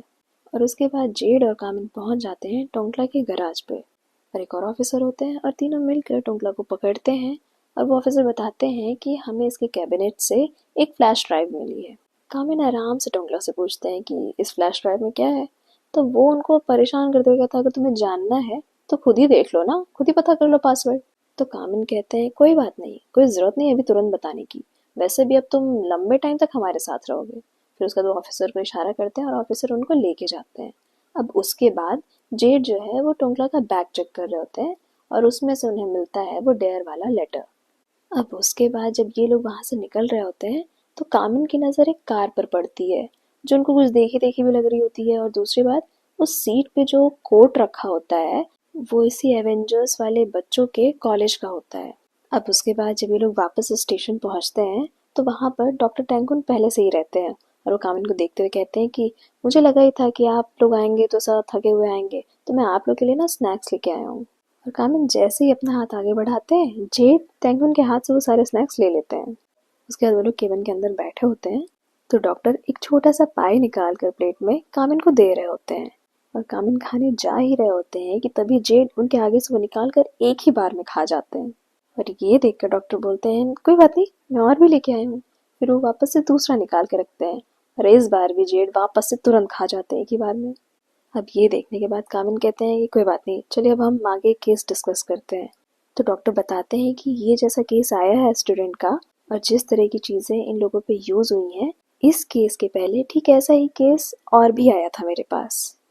तो कामिन पूछते हैं आपको क्या लगता है कि किलर सेम है? तो बोलते हैं कि मैं ये तो नहीं कह सकता कि किलर सेम है, पर मैं ये ज़रूर बता सकता हूँ कि हो सकता है कि वो डीलर सेम हो। तो कामिन बोलते हैं कि आपने इतनी हेल्प करी हमारी, उसके लिए थैंक यू। तो डॉक्टर बोल रहे होते हैं कि नहीं नहीं, ये तो कोई बात नहीं, लेकिन क्या मैं आपका, जैसे वो इतना बोल ही रहे होते हैं कि वापस से जेड बीच में टपक पड़ते हैं और कहते हैं कि नहीं नहीं, अभी हमको बहुत लेट हो रहा है, हम चलते हैं। और वो कामिन का हाथ पकड़कर वहां से उनको बाहर खींच के ले जाते हैं। फिर बाहर अगर कामिन कहते हैं कि अरे ये तो बताओ हम जा कहाँ रहे हैं। अब इस टाइम पे जेड को कोई बहाना नहीं याद आ रहा होता, तो वो कहते हैं कि अरे वो मैं आपको बाहर लेके चल रहा था ना, कि मतलब हम एक वो पेट्रोल कर लें, राउंड लगा लें। तो गामिन कहते हैं अच्छा, और वो भी इस टाइम? तो कहते हैं नहीं नहीं, मेरा कहने का मतलब है वो जिस सोर्स की बात कर रहा था डॉक्टर, हम उसका पता कर लें। तो कामिन कहते हैं अच्छा, अभी इसी टाइम? फिर आगे कामिन कहते हैं कि तुम्हें नहीं लगता कि हम कुछ भूल रहे हैं? हम टोंगला को लेके आए हैं, उसको कौन इंटरोगेट करेगा? तो इसलिए तुम और कैन जाकर सोर्स का पता लगाओ और मैं टोंगला को देखता हूँ। अब ये सुनने के बाद जेड जा ही रहे होते हैं कि कामिन उन्हें रोकते हुए कहते हैं कि सुनो, ध्यान से जाना। तो जेड कहते हैं कि अगर आप मेरी परवाह करते हैं तो बोल क्यों नहीं देते? तो कामिन कहते हैं हाँ, मैं परवाह करता हूँ तुम्हारी। और ये सुनने के बाद जेड तो एकदम जैसे इतना ब्लश कर रहे होते हैं और जाते जाते कहते हैं कि ठीक है, मैं आपको घर पे मिलता हूँ। फिर जेड और केन उस बच्चे को वापस से पकड़ते हैं और उससे पूछताछ कर रहे होते हैं, उसे पता करते हैं। और जेड उसको बोल रहे होते हैं कि तुम सीधे सीधे बताओ कि इन सब का सोर्स कहाँ है, कौन है जो इस तरह के ड्रग्स इस तरह से सप्लाई कर रहा है। पहले तो वो नहीं बता रहा होता है, लेकिन जब जेड थोड़ा सा सख्ती करते हैं तो वो बता देता है कि उस जगह का नाम वाइल्ड हंट है। उसके बाद केन को वो बोलते हैं कि इसको लेके जाओ, और खुद वो ड्राइव करके जा रहे होते हैं कि तभी सामने से एक कार आती है और उनका एक्सीडेंट हो जाता है। दूसरी तरफ कामिन के पास एक अननोन नंबर से कॉल आता है और वो उनको बोल रहा होता है कि मुझे लगता है अब तुम इसको एक सबक की तरह लोगे। और वो कॉल काट देता है। उसके बाद कामिन अपना फ़ोन देखते हैं तो उसमें बहुत सारा जेड का कॉल आया रहता है, जिसके बाद वो जेड को कॉल करने की कोशिश करते हैं पर वो कॉल नहीं उठा रहे होते हैं। और वहीं दूसरी तरफ हम जेड को देखते हैं और उनके पास एक वैन आकर रुकती है, उसमें से एक आदमी उतर कर आता है और वो जेड की कार के पास आता है। उसका दरवाज़ा खोलते हुए जेड से कहता है, मैंने सुना आप मुझे ढूंढ रहे थे। मैं हूँ सॉन्जे। इधर कामिन केन के पास कॉल करते हैं और उससे पूछते हैं कि जेड कहाँ है, जिसके बाद वो बताते हैं कि वो वाइल्ड हंट के पीछे गए हुए हैं। इधर सॉन्जे जेड को कार में से निकालता है और उनको मार रहा होता है, और वो भी उनके कार के सामने, यानी कि ये सारी चीज़ें जेड के कार के डैश कैम में रिकॉर्ड हो रही थी। इधर कामिन वापस से केन को कॉल करते हैं और कहते हैं कि जेड के पास एक बैकअप टीम जल्दी से जल्दी भेजो। और फिर बोनस सीन में हम एक रात पहले का टाइम देखते हैं, जहाँ पर कामिन काम कर रहे होते हैं और जेड रूम में आते हैं और बेड पे लेट जाते हैं। और उनको ऐसे देखकर कामिन कहते हैं कि अरे तुम इधर से उठो, ये मेरा बेड है। तो जेड कह रहे होते हैं अरे मैं बहुत थक गया हूँ, मुझे थोड़ी देर ऐसे रहने दीजिए। और उसके बाद वो कामिन को भी सजेस्ट करते हैं कि थक गए हैं, आप भी आराम करिए। तो कामिन कहते हैं मैं थोड़ा सा और काम कर लूँ इस केस पे, मैं जल्दी जल्दी इस केस को ख़त्म करना चाहता हूँ। जिस पे जेड कहते हैं कि अगर आपको सोने में दिक्कत हो रही है तो मैं आपके साथ आज सो सकता हूँ। और उसके बाद वो बेड पे से उठते हैं, ब्लैंकेट हटाते हैं और उनको ज़बरदस्ती बेड पे लेके आते हैं और लिटा देते हैं और ब्लैंकेट डाल देते हैं उनके ऊपर और कहते हैं सो जाइए, गुड नाइट। जिसके बाद कामिन कह रहे होते हैं कि तुमने तो कहा था तुम्हारे यहाँ होने से मैं जल्दी सो जाऊंगा। तो जेड उनको पकड़ते हैं और उसके बाद लोरी सुनाने की कोशिश करते हैं, पर कामिन दूसरी तरफ मुंह कर लेते हैं। जिस पे जेड कहते हैं कि सो जाइए, आज सभी लोग सेफ हैं, किसी को कुछ नहीं होगा, मैं प्रॉमिस करता हूँ। और कामिन सिर्फ सर हिलाते हैं और सच में सो जाते हैं। थोड़ी देर के बाद जेड 2-3 बार उन्हें बुलाते हैं, लेकिन कामिन कोई भी जवाब नहीं देते हैं। तो जेड उनको कडल करते हैं और वो भी सो जाते हैं। कामिन जेड को हॉस्पिटल ले जा रहे होते हैं और तभी उनके पास एक मैसेज आता है कि कैसा लगा मेरा वेलकम गिफ्ट। उसके बाद हम कामिन और जे को देखते हैं, जहाँ पर कामिन उसे फ़ोटो दिखाते हुए पूछ रहे होते हैं कि क्या तुम वाइल्ड हंट के बारे में जानते हो। और जे बता रहा होता है कि हाँ, ये तो थोड़ा हाई फाई जगह है और मैं 1-2 बार गया हूँ, लेकिन मैंने कभी भी ड्रग्स नहीं किए हैं। और साथ ही जे आगे पूछता है कि क्या जेड पे हमला इन लोगों ने किया, जिस पे कामिन बताते हैं हाँ। फिर अंदर हम जेड और कामिन को देखते हैं, जहाँ पर कामिन जेड से पूछ रहे होते हैं कि क्या तुम ठीक हो। तो वो बोलता है कि नहीं, मुझे दर्द हो रहा है। और उसके बाद वो कामिन का हाथ पकड़कर अपने चेस्ट पे रखता है, कहता है यहाँ पे। तो कामिन अपना हाथ हटाते हुए कहते हैं कि तुम इस हालत में भी तुम्हें मजाक सूझ रहा है। और ऐसा कहकर वो वहाँ से जाने लगते हैं। तो जेड रोकते हुए कहते हैं कि अरे आप रुक जाइए ना मेरे पास। उसके बाद कामिन मुड़ते हैं और उनके बहुत ज़्यादा पास आते हैं और पास आकर उन्हें किस कर लेते हैं। साथ ही कहते हैं कि इस किस का मतलब है कि मैं तुम्हारी फ़िक्र करता हूँ। अब जेड इतने में तो खुश होने वाले थे नहीं, तो वो कहते हैं बस फिक्र करते हैं। तो कामिन बोलते हैं हाँ, अभी कल ही मैंने बोला था कि ध्यान रखो, आगे से ध्यान रखना खुद का। उसके बाद कामिन को हम निकोल के साथ देखते हैं। निकोल उसको संजय के बारे में बता रहा होता है, लेकिन कामिन इस बात से ज़्यादा गुस्सा था कि जेड पर हमला हुआ है। तो निकोल कह रहा होता है कि मुझे ये समझ नहीं आ रहा है कि तुम इस बात से परेशान हो कि संजय हमसे आगे है, या फिर इस बात से कि उसने जेड पर हमला किया। आगे वो उसको वाइल्ड हंट के बारे में भी बता रहा होता है कि यहाँ पे सिर्फ ड्रग्स ही नहीं, लेकिन इलीगल फाइटिंग भी होती है, और जो हारता है उसका पता ही नहीं चलता है। और इसको इन्वेस्टिगेट करने के लिए तो स्पेशल ऑफिसर्स भी लगाए गए हैं, ली और यू। और कामिन जब यू का नाम सुनता है तो उसे कुछ याद आता है। अगले दिन हम वापस से कामिन को हॉस्पिटल में देखते हैं, जहाँ पर जेड और जे लड़ रहे होते हैं। तभी वो जे से कहते हैं कि जे तुमने कुछ खाया है, जाओ जाकर नीचे खाओ, मैं जेड को देखता हूँ। फिर जे वहाँ से चले जाते हैं और कामिन जेड को स्पॉन्ज बाथ दे रहे होते हैं, साथ ही उनसे बात भी कर रहे होते हैं कि डॉक्टर ने बोला है कि अगले 2 दिनों के अंदर तुम घर जा सकते हो। तो जेड कहते हैं क्या अभी 2 और दिन यहाँ पे रहना होगा? मेरी बात मानिए, मैं एकदम ठीक हूँ, मैं चल सकता हूँ। और ऐसा कहते हुए वो उठ रहे होते हैं, तो कामिन उन्हें रोक देते हैं। उसके बाद जेड उनसे पूछते हैं सॉन्जे के बारे में, जिस पे कामिन बताते हैं कि मैं उसे ट्रैक कर रहा हूँ। तो जेड बोल रहे होते हैं कि क्या ये सब आप अकेले संभाल लेंगे? तो वो कहते हैं कि क्या तुम्हें भरोसा नहीं है, और अगर मैं इतना अच्छा ऑफिसर ना होता तो यहाँ नहीं होता। तो जेड बड़े प्यार से कहते हैं कि ऐसा नहीं कि मैं भरोसा नहीं करता हूँ, मैं बस आपके साथ काम करना चाहता हूँ। आगे जेड कहते हैं कि केस के बारे में बात करने से पहले क्या मैं ये पूछ सकता हूँ कि हमारे बीच क्या है? तो कामिन कहते हैं कि क्या है, कुछ तो नहीं, मैं तुम्हारा सुपीरियर हूँ और तुम मेरे अंडर काम करते हो। जिस पर जेड पूछते हैं कि ऐसे कौन से एम्प्लॉयज़ हैं जो आपस में किस करते हैं? जिस पे कामिन बोलते हैं हम इस बारे में तब बात करेंगे जब ये सॉन्जे का केस सॉल्व हो जाएगा। और तभी वहाँ पर जे आते हैं। उनको देखने के बाद कामिन कहते हैं कि तुम लोग के सिक्योरिटी के लिए यहाँ पर ऑफिसर्स गार्ड करेंगे, और साथ ही वो जेड को एक डॉक्यूमेंट देते हैं। और जेड जब डॉक्यूमेंट देखते हैं तो वो बहुत ज़्यादा खुश हो जाते हैं, क्योंकि वो वही रेंट एग्रीमेंट का था, और बोलते हैं कि क्या आपने इस पर साइन कर दिया? आप तो कह रहे थे कि 3 दिन चाहिए आपको। तो कामिन बोलते हैं कि तुम ये ले रहे हो या फिर? तो बोलते हैं अरे क्यों नहीं, बिल्कुल बिल्कुल। और उसके बाद कामिन वहाँ से चले जाते हैं। और उनके जाने के बाद जे जेड को कॉफ़ी पकड़ाते हुए कहते हैं कि तुम इतना ज़्यादा खुश क्यों हो? जिस पे जेड कुछ नहीं बोलता और कहते हैं कि तुम्हें कैसे पता कि मुझे लाते पसंद है? जिस पे जे बोलते हैं कि कामिन ने बताया। इधर पुलिस स्टेशन में हम तोंकला, चैम्प और शिरीन को देखते हैं, और तोंकला कह रहा होता है कि शिरीन तुम चैम्प के साथ क्यों हो?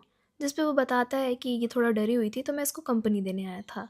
लेकिन टोंकला को शिरीन के पास से चैम्प की स्मेल आ रही होती है, तो वो कहता है कि अभी प्यूफाई को मरे कुछ दिन भी नहीं हुए और तुम दोनों साथ में रहने लगे।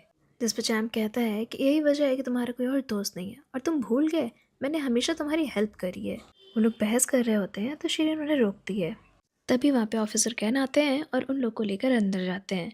और इधर हम कामिन को देखते हैं, जिनके पास जेड कॉल करते हैं और बोलते हैं तुमने शिरीन और टोंकला को बुलाया है क्वेश्चनिंग के लिए, और तुम ये सब अकेले कैसे हैंडल करोगे, तुम रुको मैं आ रहा हूँ। जिस पे कामिन बोलते हैं कि मैंने तुम्हें बोला है ना कि तुम आराम करो, और दूसरी बात मेरे पास एविडेंस है।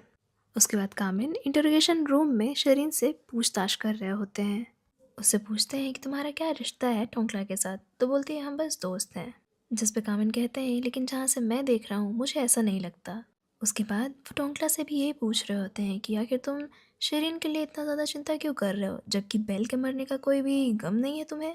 फिर वापस से शरीन का पार्ट दिखाया जाता है, जहाँ पे वो उसे पूछ रहे होते हैं कि तुम्हें पता है ना कि टोंकला तुम्हें पसंद करता है, और तुम इस बात का फ़ायदा उठा रही हो।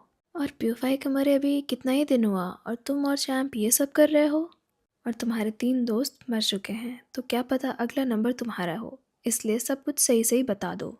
उसके बाद वापस से टोंकला का सीन दिखाया जाता है, जहाँ पर कामिन उसे कुछ फोटोग्राफ्स देते हैं और कहते हैं कि तुम कितना भी उसका साथ दे लो, लेकिन इन द एंड वो चैम्प का ही साथ देगी, तो इसलिए जो भी सच है वो बता दो। लेकिन टोंकला कुछ भी नहीं बताता है। और उसके बाद कामिन उन दोनों को एक साथ बिठाते हैं और वही एक्सीडेंट वाली क्लिप दिखा रहे होते हैं, जिस पे टोंकला कहता है कि ये मैंने किया, इसमें शरीन का हाथ नहीं है, और इसमें तुम्हारा साथ चैम्प ने दिया था। जिस पे शरीन पहले ही बोल देती है कि चैम्प का इससे कोई लेना देना नहीं है। और ये देखने के बाद टोंकला बोल देता है कि अगर मैं जेल जा रहा हूँ तो उसे भी जाना पड़ेगा, क्योंकि उस रात उसी ने मेरी हेल्प करी थी इस बॉडी को डिस्पोज करने में। और तभी शिरीन बीच में बोलती है अगर आपको हम पे इतना ही शक है तो टाइम को क्यों नहीं पकड़ते? जिस पे कामिन बोलते हैं टाइम, अब उसने क्या किया? जिस पे टोंकला बताता है कि टाइम तो ऐसा इंसान है, मतलब उसने अपने दोस्तों को भी नहीं छोड़ा। वो जब भी इंटीमेट होता है तो उसकी वीडियो क्लिप्स बनाता है और उसको ऑनलाइन बेचता है। लेकिन उसको कहाँ कोई कुछ भूलेगा क्योंकि उसके पापा कॉप है ना। उसके बाद हम जेड और कामिन को एक साथ देखते हैं और तभी कामिन के पास एक लेटर आता है। उसको खोल के देखते हैं तो उसमें वाइल्ड हंट से इनविटेशन होता है और ये देखने के बाद जेड उनको बोलते हैं कि तो तुम अकेले जाओगे, जिस पे कामिन बोलते हैं कि हाँ जाना तो पड़ेगा क्योंकि मुझे ऐसा लगता है कि हमें वहाँ पे ज़रूर कुछ क्लू मिलेगा। जिस पे जेड बोलते हैं कि देखो इतना रिस्की है, मैं तुम्हें वहाँ अकेले नहीं जाने दे सकता, तो मुझे तुम अपने साथ ले चलो, मुझे भी आने दो वहाँ पे। जिस पे कामिन बोलते हैं तुम कब तक ऐसे करोगे, मुझे तुम्हारी फ़िक्र होती है। तो जेड कहते हैं और आपको ऐसा क्यों लगता है कि सिर्फ आपको मेरी फ़िक्र है, मुझे नहीं। उसके बाद जेड अपने पास से एक फ्रिज मैग्नेट निकाल के देते हैं जिस पे वोल्फ बना होता है। साथ ही कहते हैं ये तुम्हारा हाउस वार्मिंग गिफ्ट। जिस पे कामिन बोलते हैं कि ये वोल्फ, ये तो तुम्हारा टैटू भी बना है ना। तो जेड कहते हैं हाँ, और ये काफ़ी हद तक आपकी तरह है, एकदम एग्रेसिव एरोगेंट। ये सुनकर कामिन कहते हैं लेकिन तुम्हें ये बिल्कुल सूट नहीं करता है क्योंकि तुम बहुत ज़्यादा ज़िद्दी हो। तो जेड कहते हैं हाँ मैं ज़िद्दी हूँ लेकिन आपके लिए। उसके बाद हम जेड और कामिन को प्यूफाई के घर के बाहर देखते हैं जहाँ वो लोग आपस में बात कर रहे होते हैं। जहाँ पर जेड कह रहे होते हैं कि आपको क्या लगता है कि प्यूफाई का सीक्रेट क्या रहा होगा। जिस पे कामिन कहते हैं कि या तो वो ग्रुप में सबसे ज़्यादा चालाक होगी या फिर सबसे बुरी विक्टिम। उसके बाद प्यूफाई की मदर आती हैं और उन लोग को अंदर घर में ले जाती हैं। साथ ही बताती हैं कि मैंने कुछ भी टच नहीं किया है, तो आप लोग आराम से प्यूफाई का रूम चेक कर सकते हैं। फिर प्यूफाई के रूम को चेक करते टाइम कामिन को ग्रुप फोटो के पीछे डेयर वाला लेटर मिलता है और उस कार्ड पे लिखा होता है कि तुम्हारे दोस्त इतने बुरे हैं, उनका असली चेहरा देखने के लिए क्या तुम मरना पसंद करोगी। अब वो लोग ट्रूथ या डेयर जो भी चूज़ करें, उन सबको मरना तो पड़ेगा ही। अब यहाँ से ये लोग ये कंक्लूजन निकालते हैं कि इसका मतलब कि प्यूफाई पहले इंसान थे जिसको ये लेटर मिला और इन सब की शुरुआत प्यूफाई से हुई थी। लेकिन आखिर ये क्यों हो रहा है, कौन कर रहा है और इसके पीछे वजह क्या है, ये अभी नहीं जान पा रहे थे वो लोग।